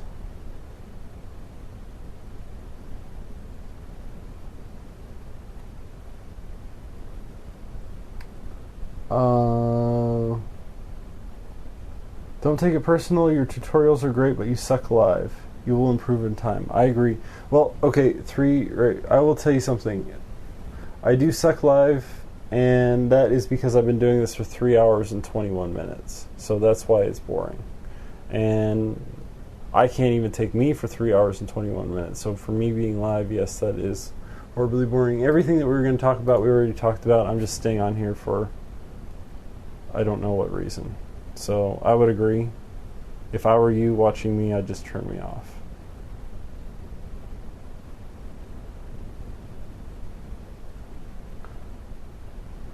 How much do you charge to shoot a commercial, say a 30-second commercial or 60-second commercial? For me personally, it depends on, are you getting paid for prep days? Are you getting paid for production days? How many days shoot is it? There's a whole list of things with a commercial. I like to come up with a production booklet, list out, you got actors, script, day pages, and sometimes screenshots of what you're going for, or it depends on the budget of the commercial. There's a whole lot of different ways. It can be anything from super low budget, that or you might do a free one, which isn't a good thing, but they do happen.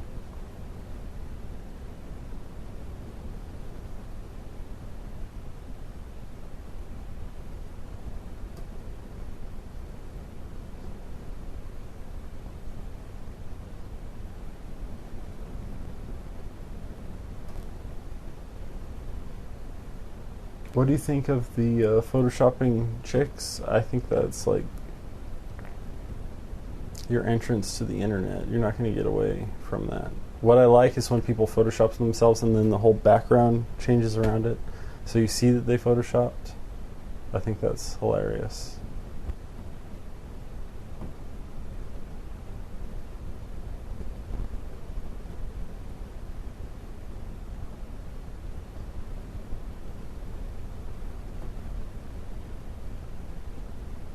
Oh, no reason to be sorry. Yeah, catching me right now is when I'm sort of like dying a bit. I feel okay, but things get slow, things get boring. We've gone over the GH2 hack thing like probably 20 times now. Sometimes though, when people start like asking a bunch of questions, we start getting in a pattern, a rhythm, and things get better from there. But you almost have to like zone out, not watch. It's not like a tutorial. Tutorials like cut as fast as it can in 1 to 2 minutes. Live, I don't know.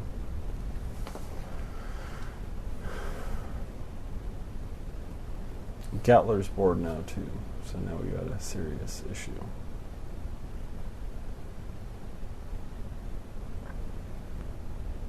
Go back to the original live stream, shooting guns in Arnold. I think the original, but see, people complained about that though. I was getting all sorts of complaints about Arnie versus Chris Walken, or Arnie goes into Meet Apu. Hello, Mr. Terminator. And then I can't even do Arnold right this second.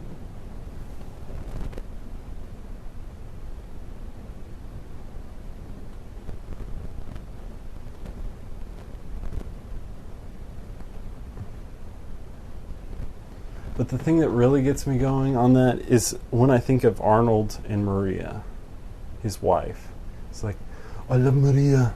When I first saw Maria, the first thing that I wanted to do is I wanted to have a little baby Kennedy. And I wanted the baby Kennedy to be president of the United States. Because, you see, ever since I was a little boy, growing up in Austria, my biggest thing that I always wanted is I wanted to be president of the world.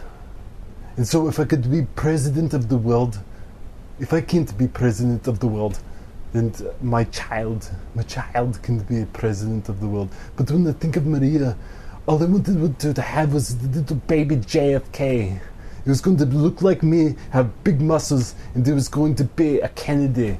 I always wanted to marry a Kennedy. That's why I love Maria so much. She's so beautiful. She's so Kennedy. When I look at her face, all I see is John F. Kennedy. It's so beautiful.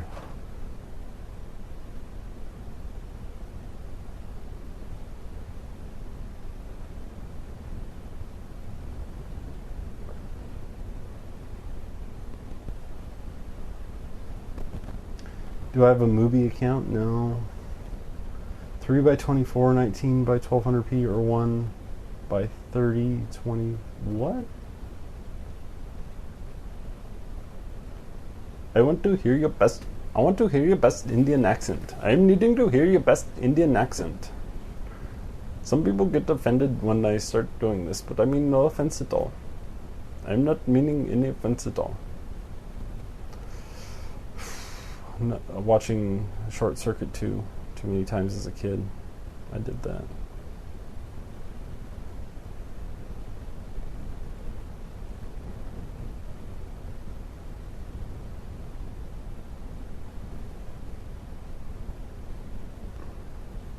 Oh, 324. Okay, I was like freaking out there.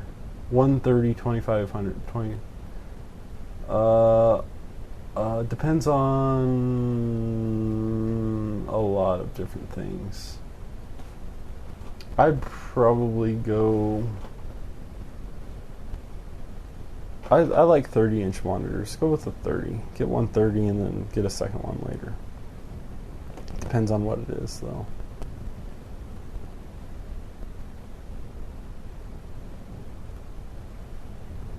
Torkel is tuned in to every live stream that I've done. That is amazing.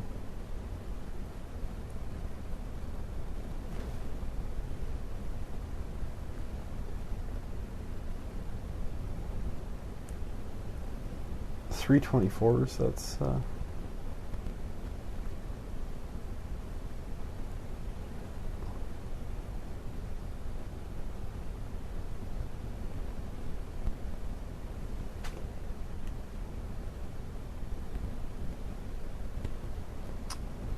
no, I'm trying to figure out what to go next. See, then we get into a poor Christopher Walken. Then and when Christopher Walken and Arnie meet, that's not quite what I'm talking about. You see, the problem is that once we get this far in the live stream, there's a little problem that there's nothing else to talk about, especially if the main topic's already been covered, and we just run out of ideas. But you see, I want to cut home a point with you, is that the impressions, they just got to stay, because I like doing them. And I think that my mother would agree that impressions are important, especially first impressions. When you first meet someone, you're deciding right then and there, are they the person that you want to spend your life with, or are they a person that you just want to push out into the open, maybe in front of a bus, maybe into a dumpster, maybe after you pump a couple of caps in their skull. Now, I may not be a man of great wisdom, but from right now, looking at myself in the mirror, I would say I would pump 2 caps in your skull.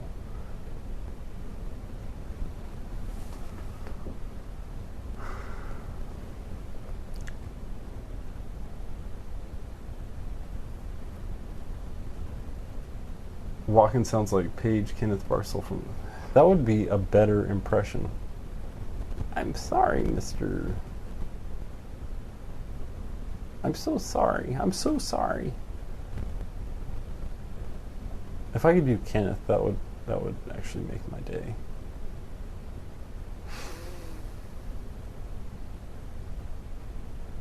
$2560 by 1080 on a 58. I didn't know they had higher than 1920 by 1080 on that large of a monitor. Otherwise, I might have gotten myself one.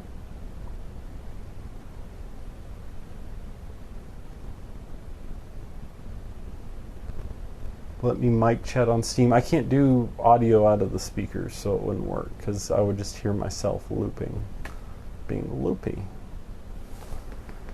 Do Paris Hilton.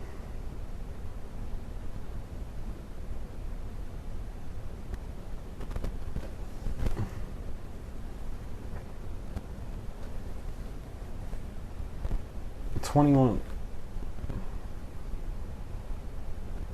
Wait a minute, no, you don't have one of those things that I like.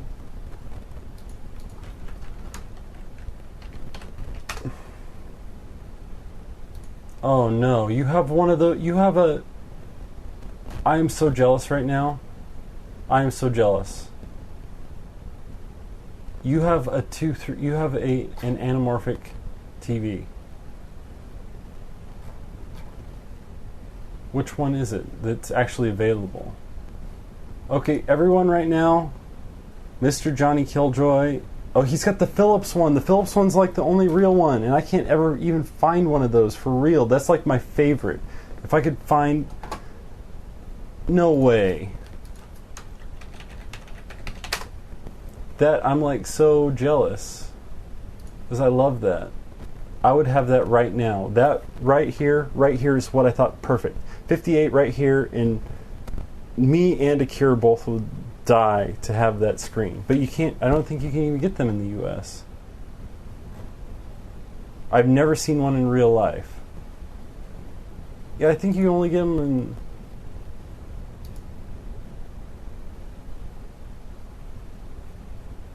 Yeah, I'm like freaking out because I was looking at those for a long time, but that's like the coolest screen ever. How could you not want an actual like cinema-wide TV? I would use that as my computer monitor right now if I had that. That would make me so happy. I don't really want to import it from across there though. I can't imagine that being cheap.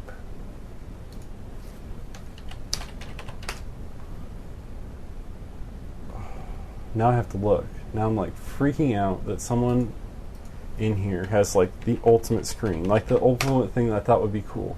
I thought when I saw that screen,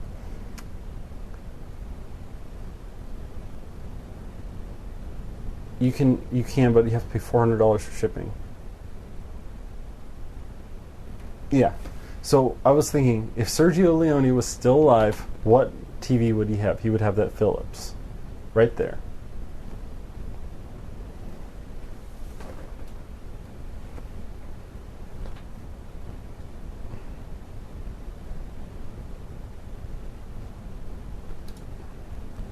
Is that Vizio? I know there's a Vizio one, but I don't think that's even... I can't imagine that in Costco. That's like the last place that I would imagine seeing that.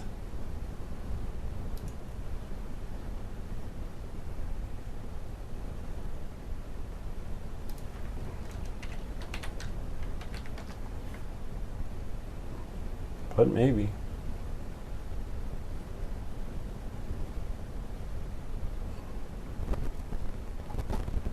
I don't know. No, I don't. If you did, that's amazing. I've never seen one in real life. I don't care if Philips got out of the TV, got out of the business of TVs last week. That thing is amazing. I would like watch all my stuff in native aspect ratio. I wouldn't have black bars on stuff that I shoot. In fact, I'd have to shoot everything anamorphic from then on.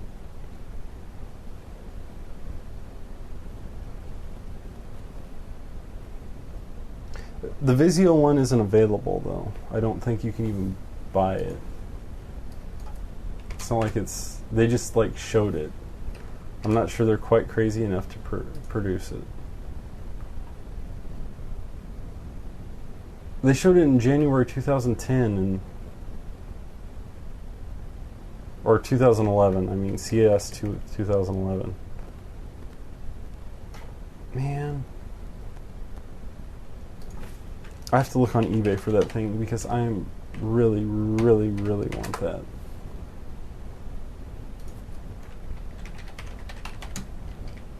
Maybe it'd be cheaper now. I doubt it.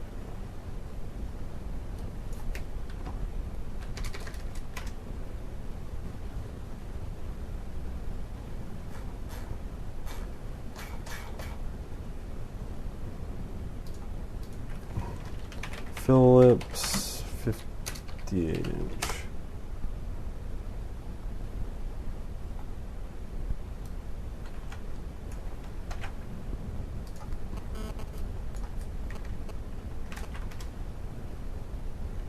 I can't even find it on eBay. Yeah, I imagine it'd be $400 for shipping. 300. Yeah, they stopped making those. I know that they were like rare, and finding one would be... I mean, that thing is special. That's a special TV.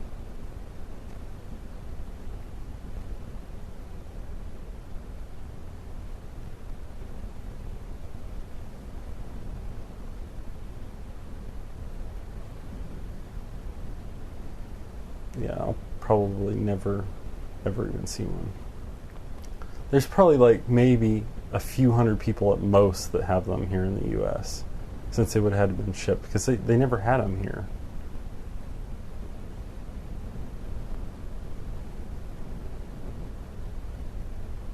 That would be so cool on this desk right now, though. If I use that as my computer monitor, it would be huge. Actually, I'm not sure that it would be so much taller than a 42, because it's another 6 inches, maybe 12 inches out the side. It would work. It'd fit like, it'd be awesome on a desk. It would be like sitting in the future.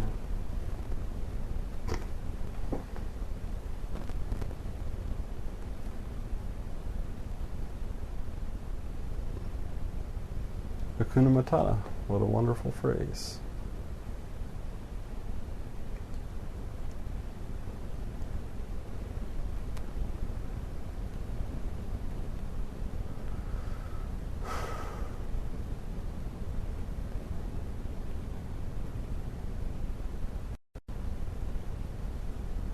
Get the 180 inch. Is it a cinema screen? 21 by 9 cinema screen? Or 2351 screen? Whatever aspect ratio that is. I think it's 21 by 9.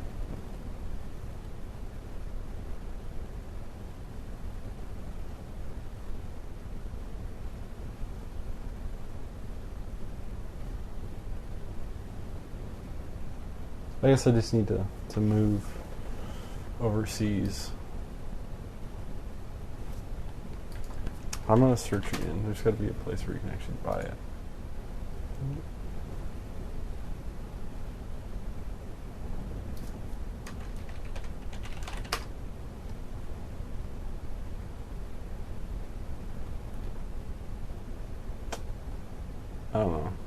Anyway, I need to stop looking at this.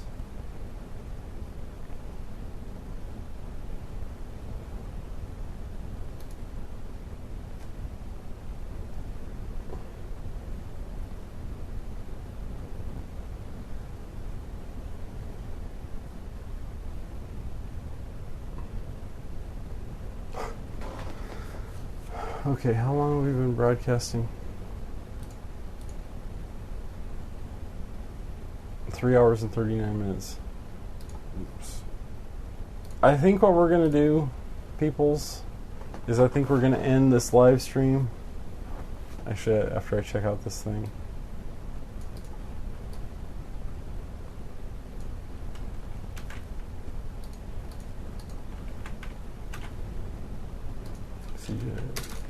I have to check out this.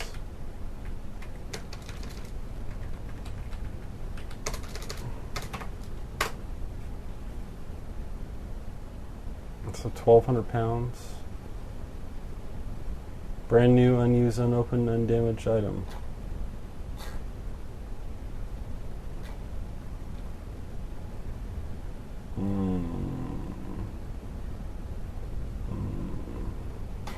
You know what, since you have it, I'm going to ask you a question. Can you feed it with your computer via HDMI and then fill the whole screen in 1:1 pixel aspect ratio? Can you feed it with your computer 2500 by 1080 and get it without any overscan? Like, can you see your full like Windows taskbar?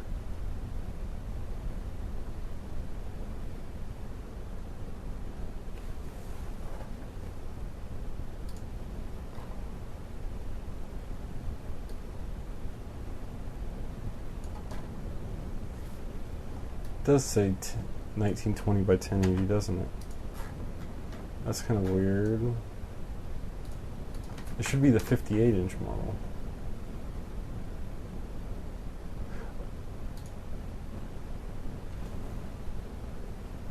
Oh, the 56 is the older. No, it's 2560 by 1080.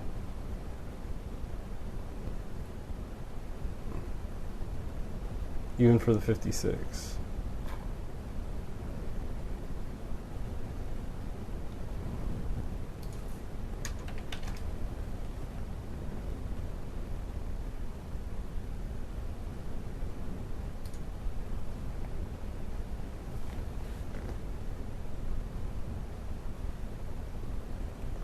Oh, wow. So you can use it with an ATI card. And video won't properly conform to the screen.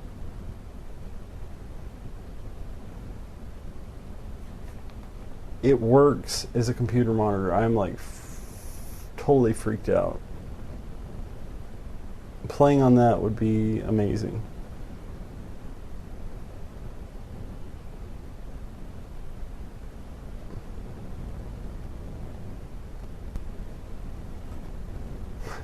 Like, I'm turning back on ads again. Y'all are going to sit through 50 seconds of it.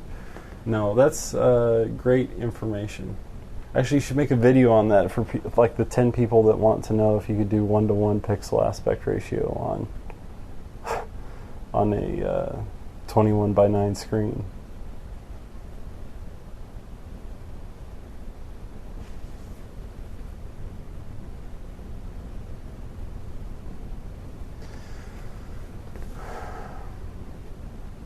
But seriously now, I think after 3 hours and 42 minutes, I think we're going to kill the stream. We're going to cross the stream. Yeah, I want to see the video of that thing. That thing sounds really cool. I've never seen it used as a computer monitor. In fact, there's so little information on it that if you put it like in some anamorphic thread of some kind, you'd get people that love anamorphic stuff to freak out about it.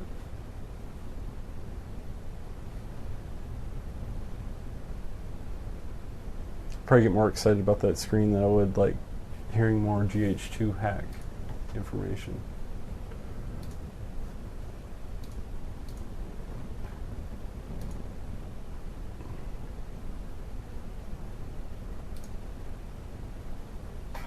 No other news.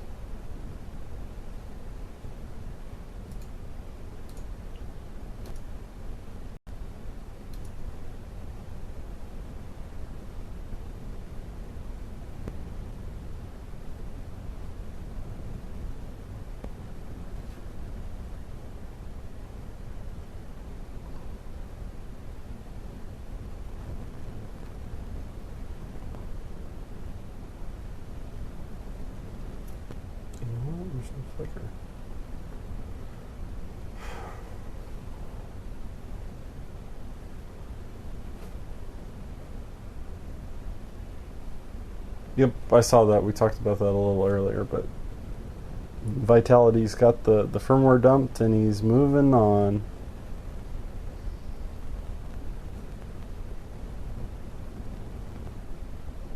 So I think with that,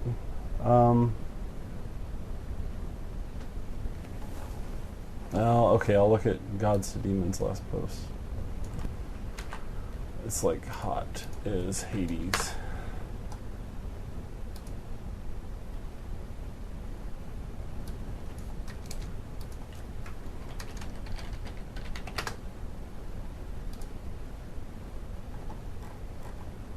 Yeah, I've seen that. I've seen people use 3 in surround like that. I've certainly got enough monitors around here to do that. This guy's got 330s that he's set up in a direction. That is pretty darn cool. 330s vertical for flight sims. For other gaming. The only thing that would drive me crazy would be the bars. I'd hate those bars. I don't think I'd be able to deal with playing with that with the bars in the way. That would just irritate me. Max to Shines. Max to Shine. Okay, I'll look up Max to Shines.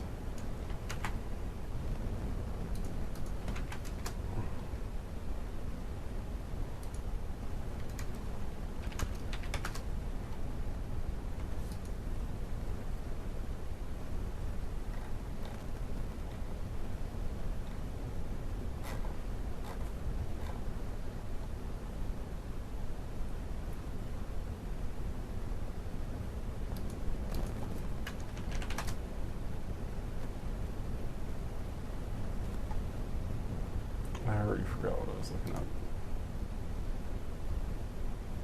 Yeah, no, I usually, what I usually use is 2 monitors, but ever since getting the big ones, it's a pain. And with the laptop, I just use 1, of course. But yeah, dual monitors is kind of a must if you're working on something, or 3.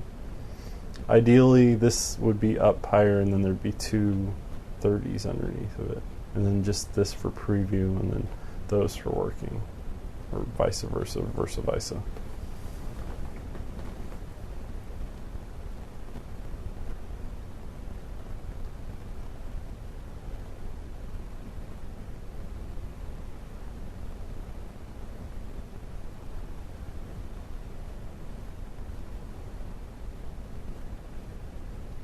I've got another monitor behind that monitor. I'll probably have it in other videos. Actually, I've got 2, those 22-inch. Those are pretty old now, though.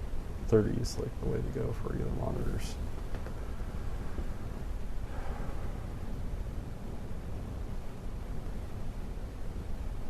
The triple had to go, yeah.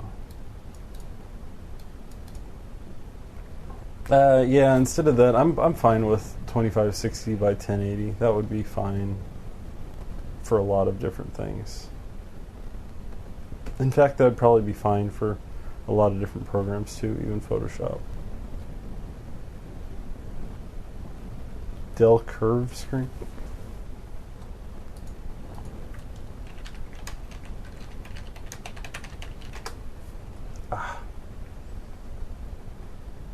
Man.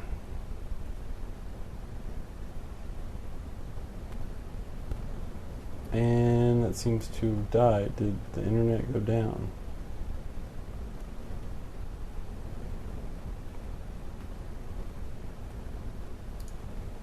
I think our connection went down.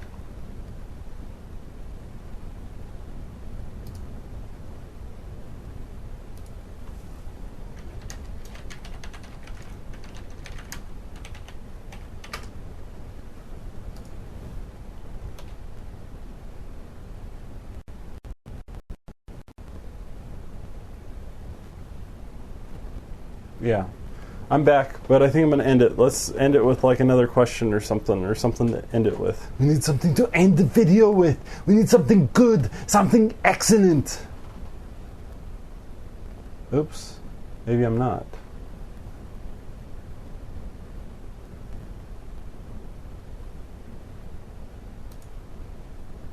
My connection is getting all flaky.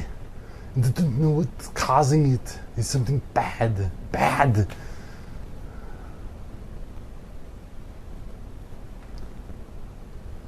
So you think that you're a choir boy. But a choir boy compared to me. Choir boy.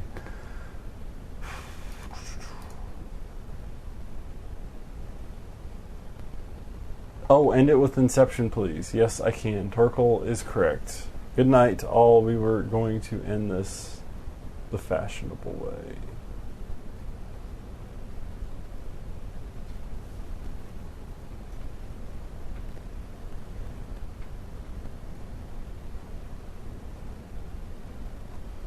Y'all are going to be on screen for the Inception too. Let's get you in there. Now you're Inception 7 seconds behind.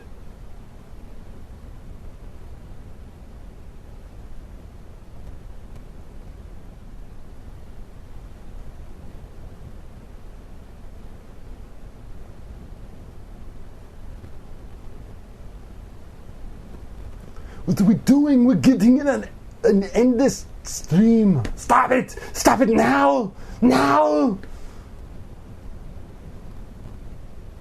Rubber baby buggy bumpers. Ha! I bet you didn't know I was going to say that.